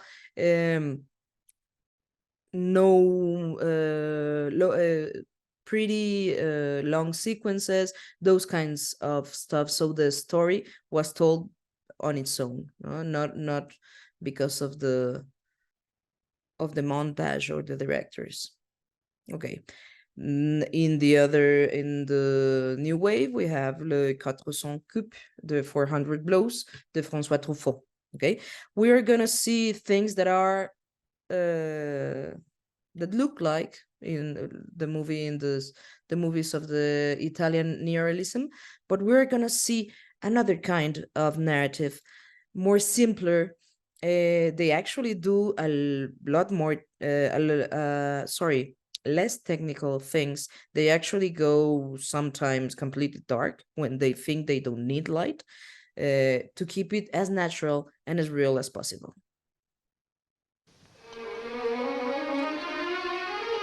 Toute la presse en émoi. Ce gosse vient de faire éclater une bombe.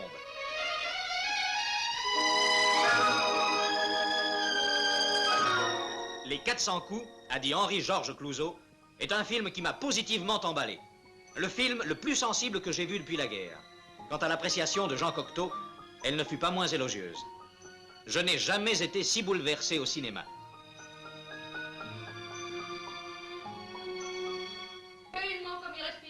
Il a qui tenir. C'est qu'il est mieux. Oh merde alors, je lui ai donné un nom, je le nourris. Oh, j'en ai assez, c'est franche, mais assez. Si tu ne peux pas te supporter, dis-le. On va le mettre chez les jésuites ou chez les enfants de troupe, que j'ai enfin droit à un peu de calme. Oui, plus sévère pour la société que main réquisitoire. Bonjour madame. Petit malheureux, va. Et Georges Sadoul écrira dans les lettres françaises « L'émotion vous saisit. Elle continue de vous serrer la gorge durant les heures qui suivent cette révélation. Un grand talent nous est né, que je salue avec admiration et une respectueuse amitié. »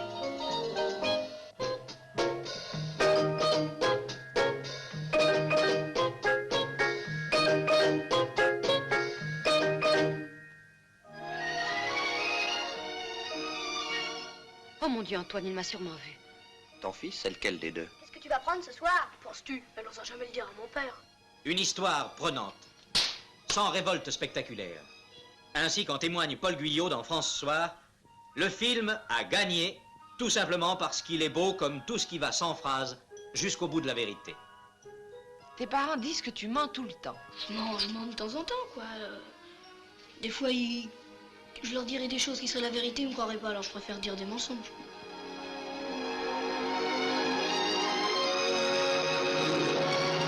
Au sujet de ce film, tout a été si spontanément et si généreusement exprimé jusqu'ici qu'on ne saurait rien y ajouter. Cette œuvre apparaît comme la grande victoire d'une gageure tenue par ce jeune et féroce critique de cinéma qui a osé affronter le danger de la réciprocité en devenant à son tour metteur en scène. Ce film aura fait écrire à Jacqueline Michel dans Le Parisien libéré « Truffaut a fait mieux qu'un chef-d'œuvre. Une œuvre rigoureuse, vibrante, belle et sincère, qui nous arrache le cœur doucement, tendrement, sans cri et sans grandiloquence. »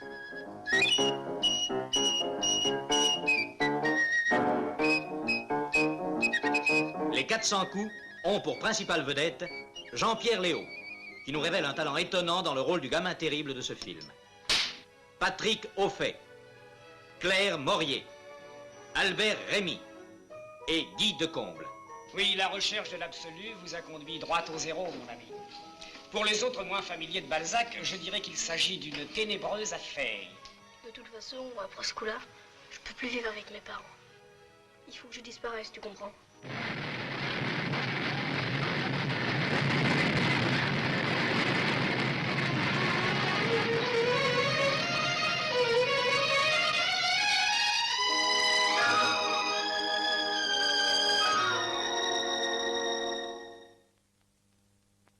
So, as you can see, the narrative is a lot simpler. No, it's the story of a boy that has, of course, a terrible family, but he doesn't take that too much to heart. No, the light is natural. The people are non-real actors. They started being real actors after this.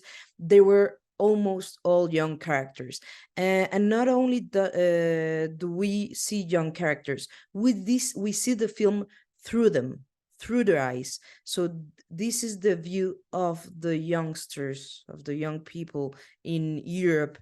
The finals, the endings are open, always open, because they don't know what's going to happen, because it's a new time, new era to live in the world, in Europe, in France.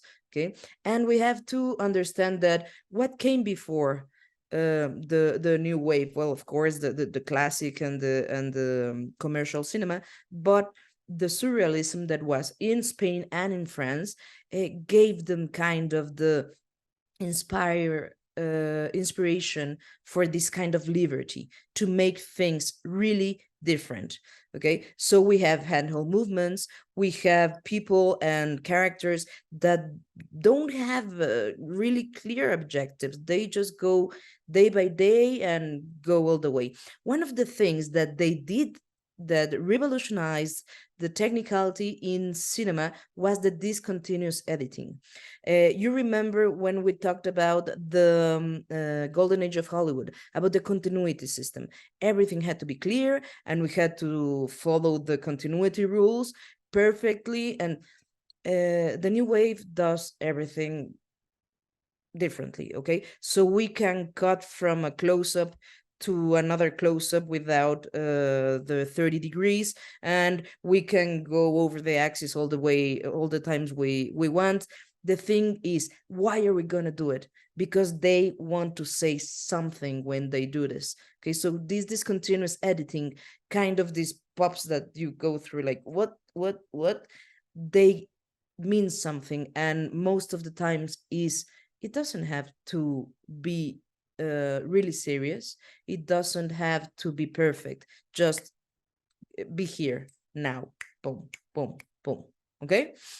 Any questions about this? Of course, we have a lot of meta discourse about the movies in the movies, because they're critics, they're cinema critics.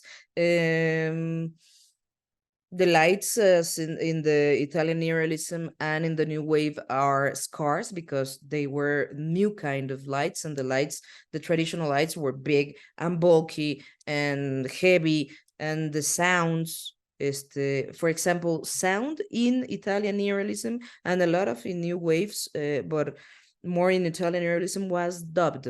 Okay, they were done by dubbing because it was really, really difficult to do a synchronic record of sound. What you saw in Roma Città Aperta, in Roma Open City, was all dubbed, was recorded afterwards. You may not see it now or the first time, but it shows that it's just not about if there's sound or no.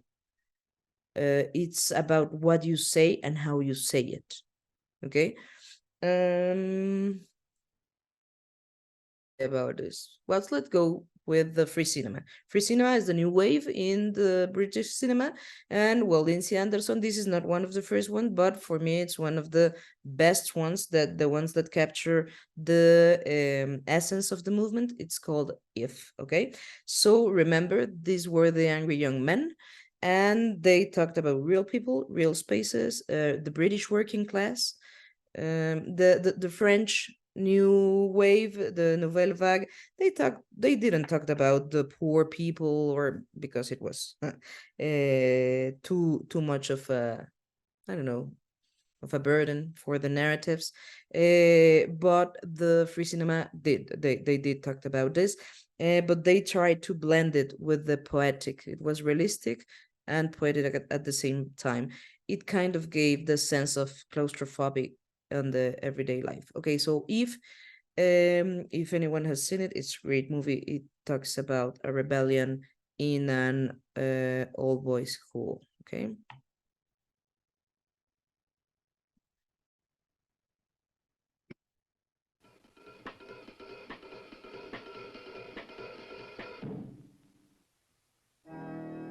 This is an English public school.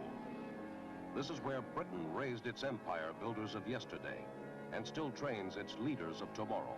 This is the unchanging English public school. This is where you still learn to play the game. The angles of the one equal the angles of the other. Understand, Pudding? Yes, sir. Good. Far from home, far from your family, you learn what to expect from life. Just remember that life here is a matter of give and take. We are your new family, and you must expect the rough and tumble that goes with any family life. In this world, you have to watch out for yourself and obey the rules, as in the world outside. But some people are born to break the rules.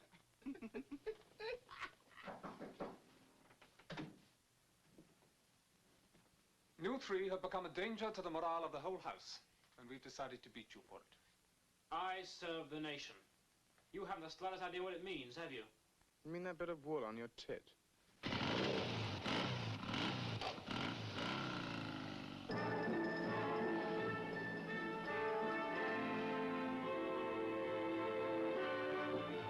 With its freedom and excitement, its visions and its dreams, this is the world of youth, a world of fantasy that sometimes turns to strange violence.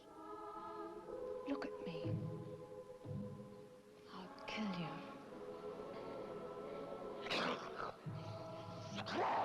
You won't forget them. Christine Noonan as the girl, Malcolm McDowell as Mick the rebel, Richard Warwick, and David Wood as his friends who share a secret loyalty.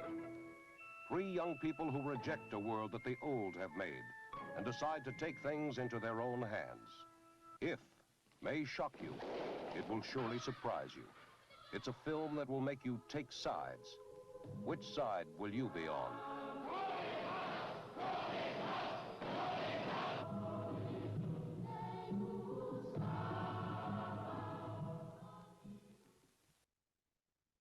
So what do we see? We see rebellion, we see new people, young people, we see the necessity to rewrite the lives we lived after the two damn world wars. Okay, there's another movie that's kind of the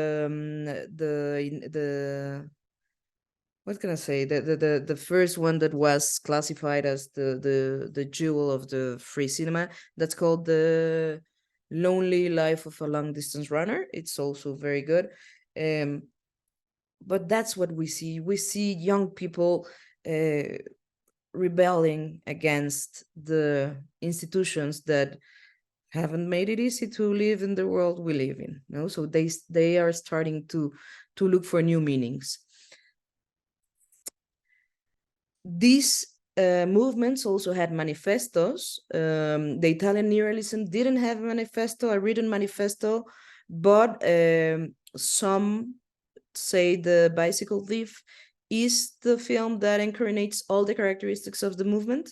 You know, we have young people, we have kids, we talk the low layers of the society trying to live in an absolutely wrecked world, and how we choose to find life in the ruins. Okay, the Nouvelle Vague, the author was Alexander Astruc, and the manifesto is the birth of a new avant-garde camera stylo.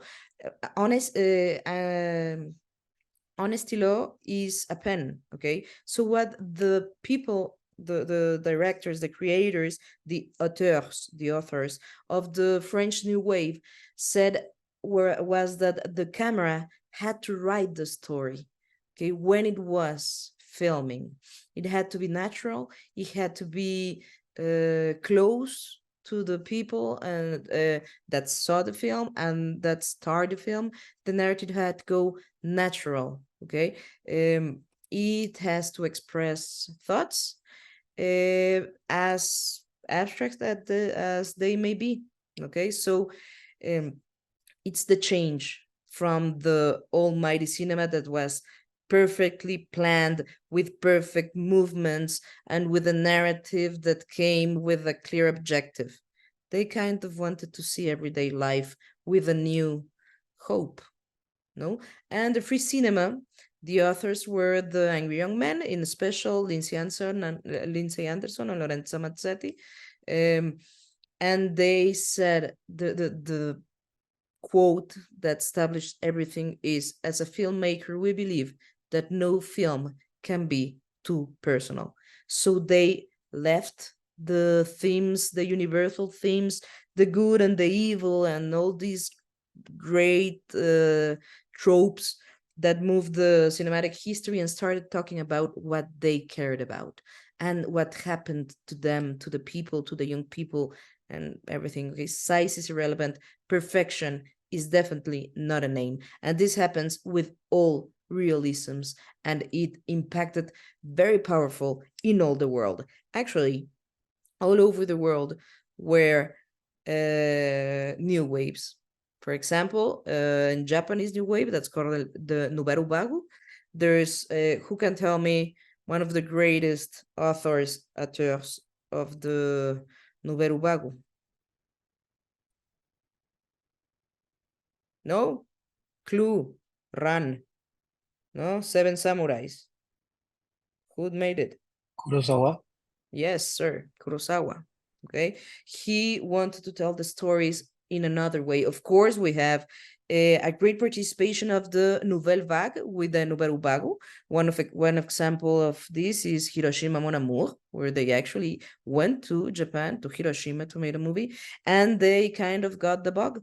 So they started making this part of this kind of movies. We have the Australian New Wave, the Indian New Wave, that's called the parallel cinema, the Persian and Iranian New Wave, the German cinema, that's called also the New Wave of German cinema, the Hong Kong New Wave, that's called the Hong Kong film, the Nigerian New Wave, the Cinema Novo, that's Brazilian and Portuguese film, Czechoslovakia, Philippines, Romania, Taiwan. In Mexico, we'd have the Nuevo Cine Mexicano, etc. Okay, so everywhere. Now, what happened in the US? Well, in the US, we have the new Hollywood, or the American New Wave. Okay, but well, why do these matter? Do these realism movements matter? Well, they told us new ways to tell a story. We're distance from the commercial or official channels. You don't have to spend hundreds and millions of dollars to make a movie. You don't have to make it perfect. Also, we move away from the adult centrism. Okay, we start seeing young people and kids as characters and in our movies, as principal characters in a movie, and quality comes from intention, from what an author has to say, is from the narrative, and not from how beautiful or not beautiful is a scene or a lightning or a dialogue. It comes from the sum of all of it. And of course, subjectiveness is allowed. Okay, we don't have to follow every rule, so we're not going to have the same interpretation because we don't follow the rules. We don't have the same results for everyone. Okay, the audience will not know everything, and it's okay. So it's a change. The modern cinema came stomping on the traditional cinema and all the rules. Okay, so know it all. Your characters must be perfectly drawn. Your narrative has to be clear. And this guy said, yeah, why? Because, sorry, but in life, 99% of the time, I don't have a fucking clue of what I'm doing. Okay, and that's kind of what life is. Okay, movies, so, are testimonies, not transcriptions or explanations for our life. And this, for me, is a lot more powerful, because if I come and explain my life to you, but good for you. I'm a mother, I'm a teacher, I'm a producer, I'm living in Querétaro, good for you. But if I talk to you about my passions, what I live for, why I love my kid, what makes me tear up, it's going to be a lot more easy for you to connect with me and my products and my life and my films. Okay, we're about to end, guys, but well, New Hollywood, this is the American New Wave. Okay, some of you may see these guys and say, they look familiar. Of course, they are what we call the godfathers of American cinema: Spielberg, Coppola, and Scorsese. And of course, the entourage, De Palma, Wes Craven, and all of them. No, it's also called the Hollywood Renaissance. Okay, we live the artificialness of the golden age of Hollywood, of above all because of the Haynes Code, no, the production code that made the movies so artificial and so propagandistic of the government, of the American identity, and they start doing new stories. These are film students that became directors. Well, Spielberg didn't attend the school, but he did attend. No, they were strongly influenced by European authors because they studied them as film students and because they saw other types of films. Again, see every movie you can see. They take what they take from the realisms. They step away from them with all linear chronological narrative that the golden age of Hollywood established as the must-have, and they start to critique and question the new American identity. We have to understand that these people either went to Vietnam, or they had fathers or brothers, friends, families that were in Vietnam and in Korea and all those wars, and they said, is this really making sense? Is this really getting the results we want? And when we are artists, our weapons are our art. And these are the weapons they chose to critique and question the American identity. And they were seen as stupidly violent and stupidly sexual. And I imagine what they would say if they see the movies nowadays. But of course, they were for the time. Okay, the characters were different. The characters were morally questionable. The woman was different. The new type of woman was different. It was a woman that was that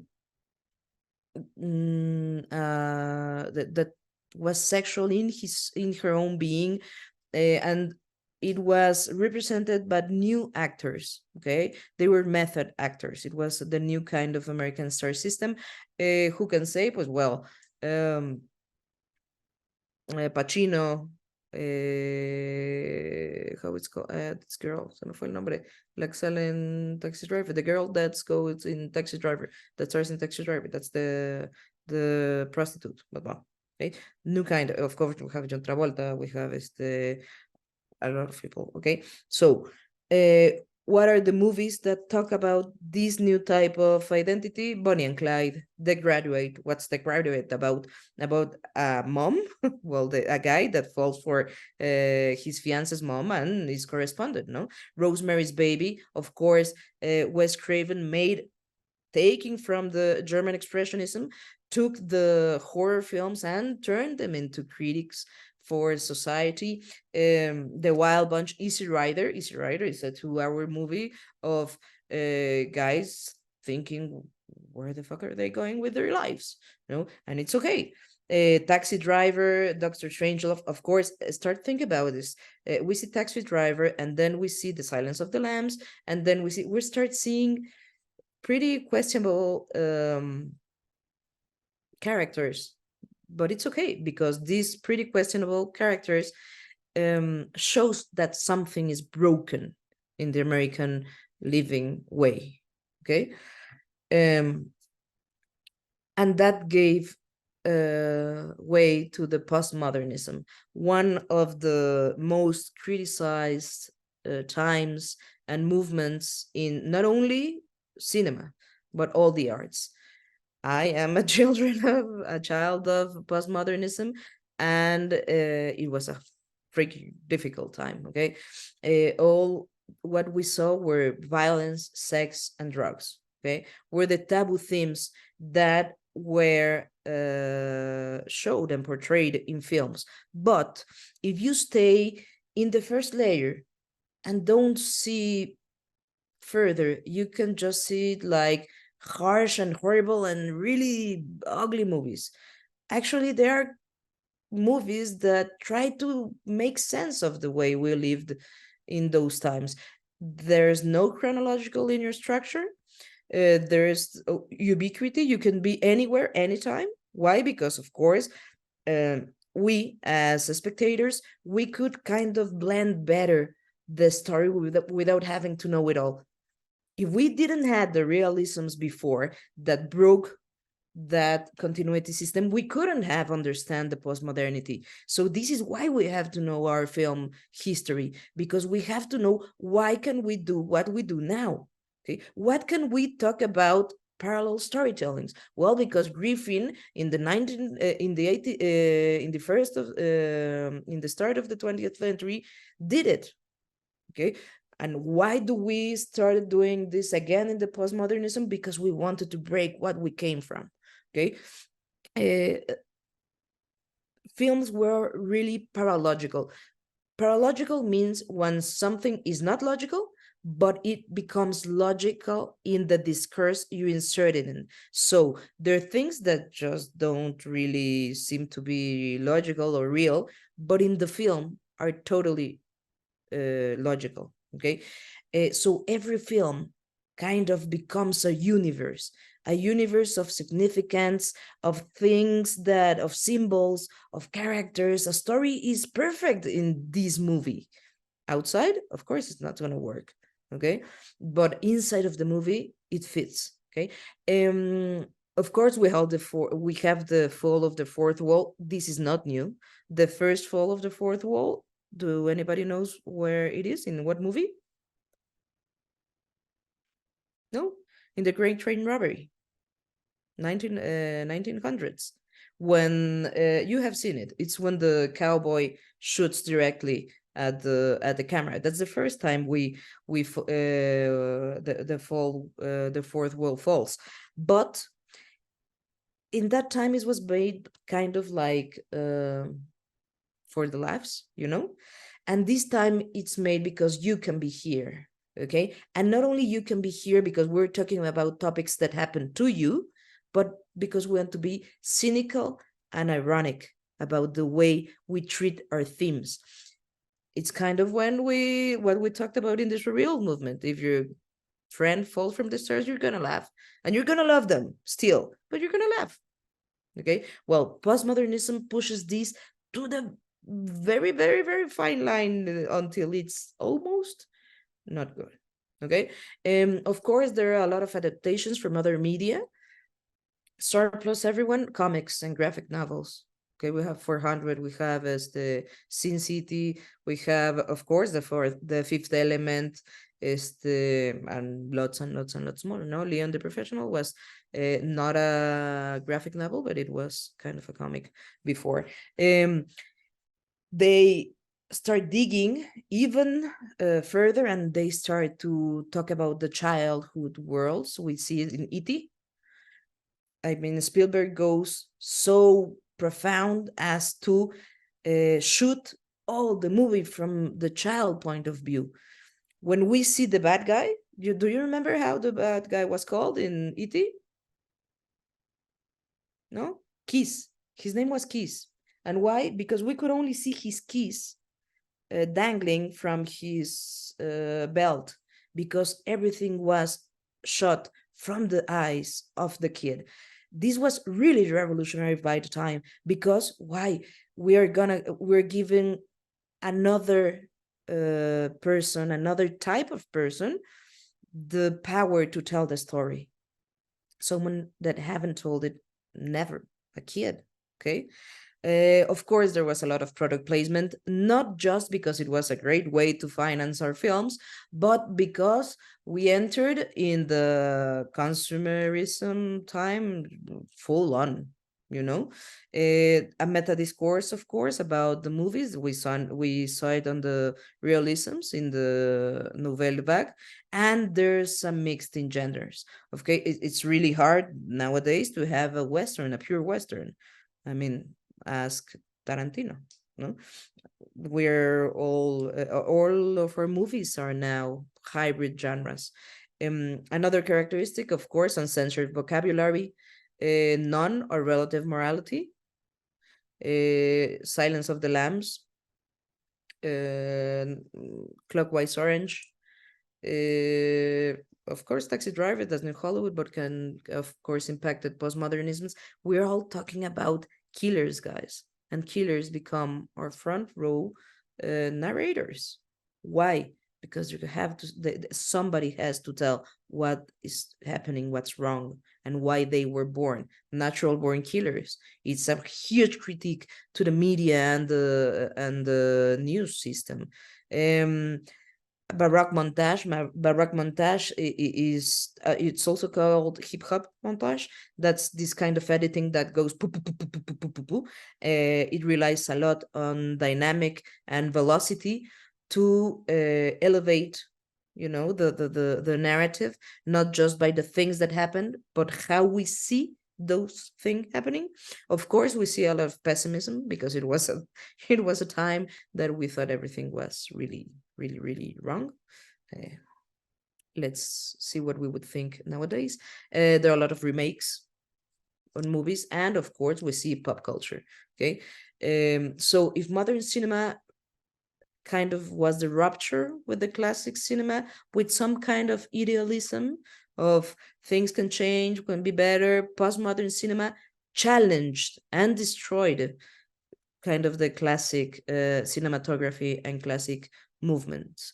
What do we see? We see diversity, we see multiculturality, we see ecology. So we can see these movies and watch these movies and kind of lose ourselves in the violence and the sexuality and the weird things that some people do. But if we stay a little bit and watch what these authors are really telling us, they're thriving for fresh air in a pretty stinky time in our lives. So why was postmodernism so harsh? Well, this generation of creators and actors and actresses were skeptical towards the institutions or the universal truth. These institutions were broken over and over and over again, and they didn't change. Not in one war, not in two wars, not in freaking 500 wars. And suddenly religion was not so much important. Suddenly heteronormativity was questioned. Family was questioned. Every government and institution was meant to be questioned. And why? Because our institutions, our family changed and didn't follow the rules that were supposed to follow. Why are we saying this? Where we were the kids from the flower power generation, our dads and our moms were the flower power kids that turned into boomers. So bye-bye ideologies. So us millennials who made postmodernism work, we kind of saw all the ideals destroyed by the people who said we had to follow them. So we had to make new ways to see the world because what they taught us just didn't function. Okay. Of course, the internet changed it all. Suddenly we could see everything everywhere, and so things that we would have never seen because, of course, social media started appearing, and it kind of clashed with us. It was a new worldview, but of course they showed us things we liked and some we didn't really like, and they gave us the power to criticize in a more openly. Okay. The attention, a lot of people say that postmodernism is a kind of an empty movement, and definitely not. It's a movement that returns the attention to the individual and kind of thinks, what the fuck is happening with these people? Why are we so sick? Why are we so violent? Why is sexuality so on on the tips of our fingers every time, every day of the week? So that's why. Sorry. And now, just where are we now? Well, for a lack of better name, I'm sure they're gonna name it another. They're gonna come up with another name soon, I hope, because it's pretty chafa, we would say in Mexico. How do you say it's cheap? No, the name It's just boring. Yeah, postmodernism, like really, guys, we have invented everything and we just can't come with another name. But well, postmodernism is kind of what we're living now. The first time they named it was by Eric Gans, an American philosopher and student of the ways people live, and it was in the 2000s. Okay, it kind of redefines postmodernisms. It returns to realism, returns to faith. It starts constructive criticisms. Is if the postmodernisms kind of threw a grenade on everything, postmodernisms kind of said, okay, calm down, breathe, postmodernism, and let's make things a little bit more constructive. It has become a movement of dialogue, of course, of criticism, but it's a movement that stays to hear what the other one has to say. It's a bit more sincere. Of course, it's not close to the irony or the cynicism of post-modernity. For example, now we have Get Out or Maleficent that are really, really, really crude pieces, but we have Natural Born Killers. Which one is harsher and more ironic and more cynical, etc. Okay, they say the people who study this with the people who we study this, it's kind of a new type of sensibility.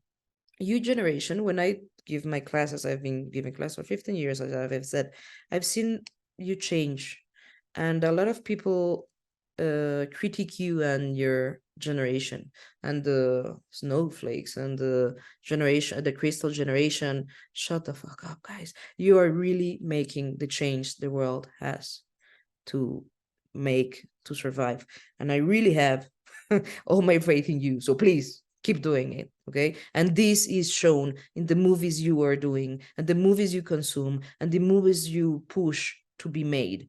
Why? Because you have this ingenuity of the young, but you are informed and you are idealist, but you have to make things, so you're pragmatic and you take action.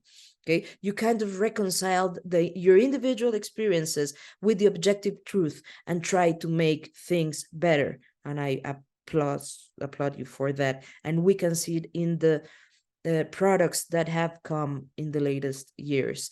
Of course, the disciplines of the cinematic disciplines are used marvelously, every time better and better and better, and every time you say this is going to be the best photography you can see, and then comes Mother and you're jaw falls all the way to China. No? It's also called metamodernism or postmodernism. If you, of course, this is a time and a movement in cinematography that hasn't been studied a lot because it just started, of course. These are some authors that you can find that talk about it.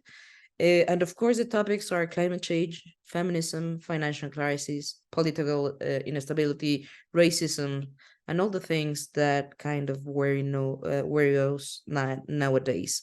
So, to finish what we're talking about, I called my presentation and I called every and each one of my classes anything for a better world. So, could making and watching movies can change the world? Absolutely and freaking yes. Why? Because when we see different movies from different people, from different places, from different countries, from different times of human history, we hear, watch, feel, and kind of start to understand what other people feel, hear, watch, and live. Movies have always been and will always be a reaction and reflection of who we are, our fears, our desires, everything. So let's get to know each other better so we can comprehend us better. Understanding is the first step towards peace. So please watch all the movies, make all the movies, be sincere, be responsible, and make a better world through our art. Are there any questions? Did I said something that was not correct? Please go ahead. No questions, nothing. Okay, I'm that good? No, I'm not really that good. You're pretty fantastic. Thank you, man. I've been lurking in the background. I had a couple of meetings that I had to kind of come and go for, but I thought that was fantastic. We only sort of touch on little bits and pieces of this kind of thing as we need it through our other classes. So to see it all kind of laid out like this, I think is really beneficial. I'm going to throw that out to everybody again one more time. If anybody has any questions for Lu or comments or anything film history related that you'd like to discuss, I think now's the time. Of course, guys, we only touched Western cinema and kind of Western history. Of course, we have all the history and cinema from Japan, China, the Near West, Arab countries. Of course, Latin America have a pretty cool cinematic history. But, well, we don't have... I mean, I give these classes in like 4 semesters, so... So this was very much the abridged version. I hope you folks were taking some notes about some of the films that were mentioned. If you haven't seen them, definitely go and seek out these films. You know, I like I say, it's you all, the folks that are here, I probably should have mentioned this at the beginning for you, Lu, but they're nearing the end of their year here at VFS. Yep. So, you know, you folks all know how to make movies in terms of the nuts and bolts part of it. I know some of you have taken sort of a more academic program before coming here, but for those of you that haven't really delved into the history of cinema and world cinema and all of the things that are outside of the mainstream sort of Hollywood focus that we really focus on here at VFS, really go out and do that. I thought what you wrapped up with, Lu, about the way that movies can kind of open the door to other cultures and show us, you know, what other people experience is so true. But at the same time, too, these different kind of angles on filmmaking and the you know, there's more ways to make movies than just the sort of you know, Hollywood style of doing it. It can really open your mind, and yeah, I would encourage you all to do that.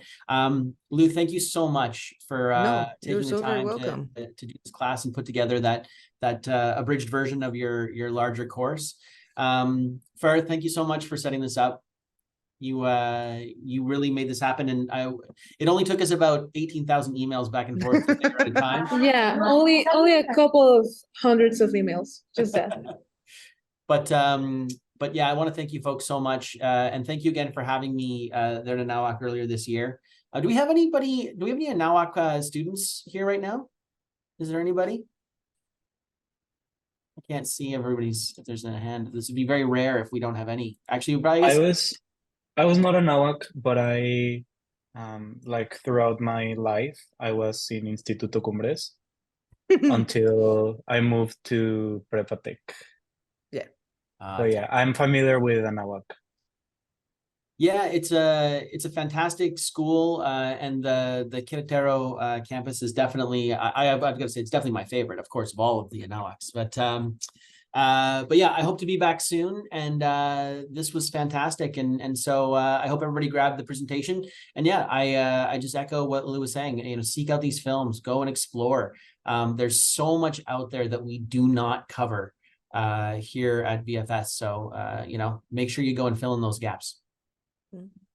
And to everybody, Bob, please, you have my my contact info. Everybody can of you guys, students, every student of mine has my phone number. A lot of them have my address, but what I say is we're all learning every and each day. So please contact me. Be totally assured that I. Oh, we lost her, but as she gets back, I will say, someone asked if you guys will get a copy of the recording. I did record it and I will upload it to YouTube, and I will send the link to Bob. So if Bob can share it with everyone, that would be great. And I also sent Bob the presentation. So if anyone didn't get to download it, Bob has it on his email, on our 1,000 mail email. Our ongoing chain. Yeah. Yeah. Of course, remember this is a very short version of film, Western film history. Okay. Well, and that's kind of what I was hoping for too, is like this is meant to kind of hopefully introduce you to some stuff that now you can go down the rabbit hole, right? On whatever interests you. So go and you know, look into the movements that were interesting to you and the different eras that were interesting to you, and just go and fill up that creative battery. I know that it's a long and hard year here at VFS. It's very intense. And one of the best things you can do afterwards is go and watch as many different kinds of cinema as possible, so that you're able to really utilize what you've learned here to go and make movies, right? So yeah, awesome. Thanks again, folks. And yeah, let's keep in touch. And this was really fun. I hope we get to do it again.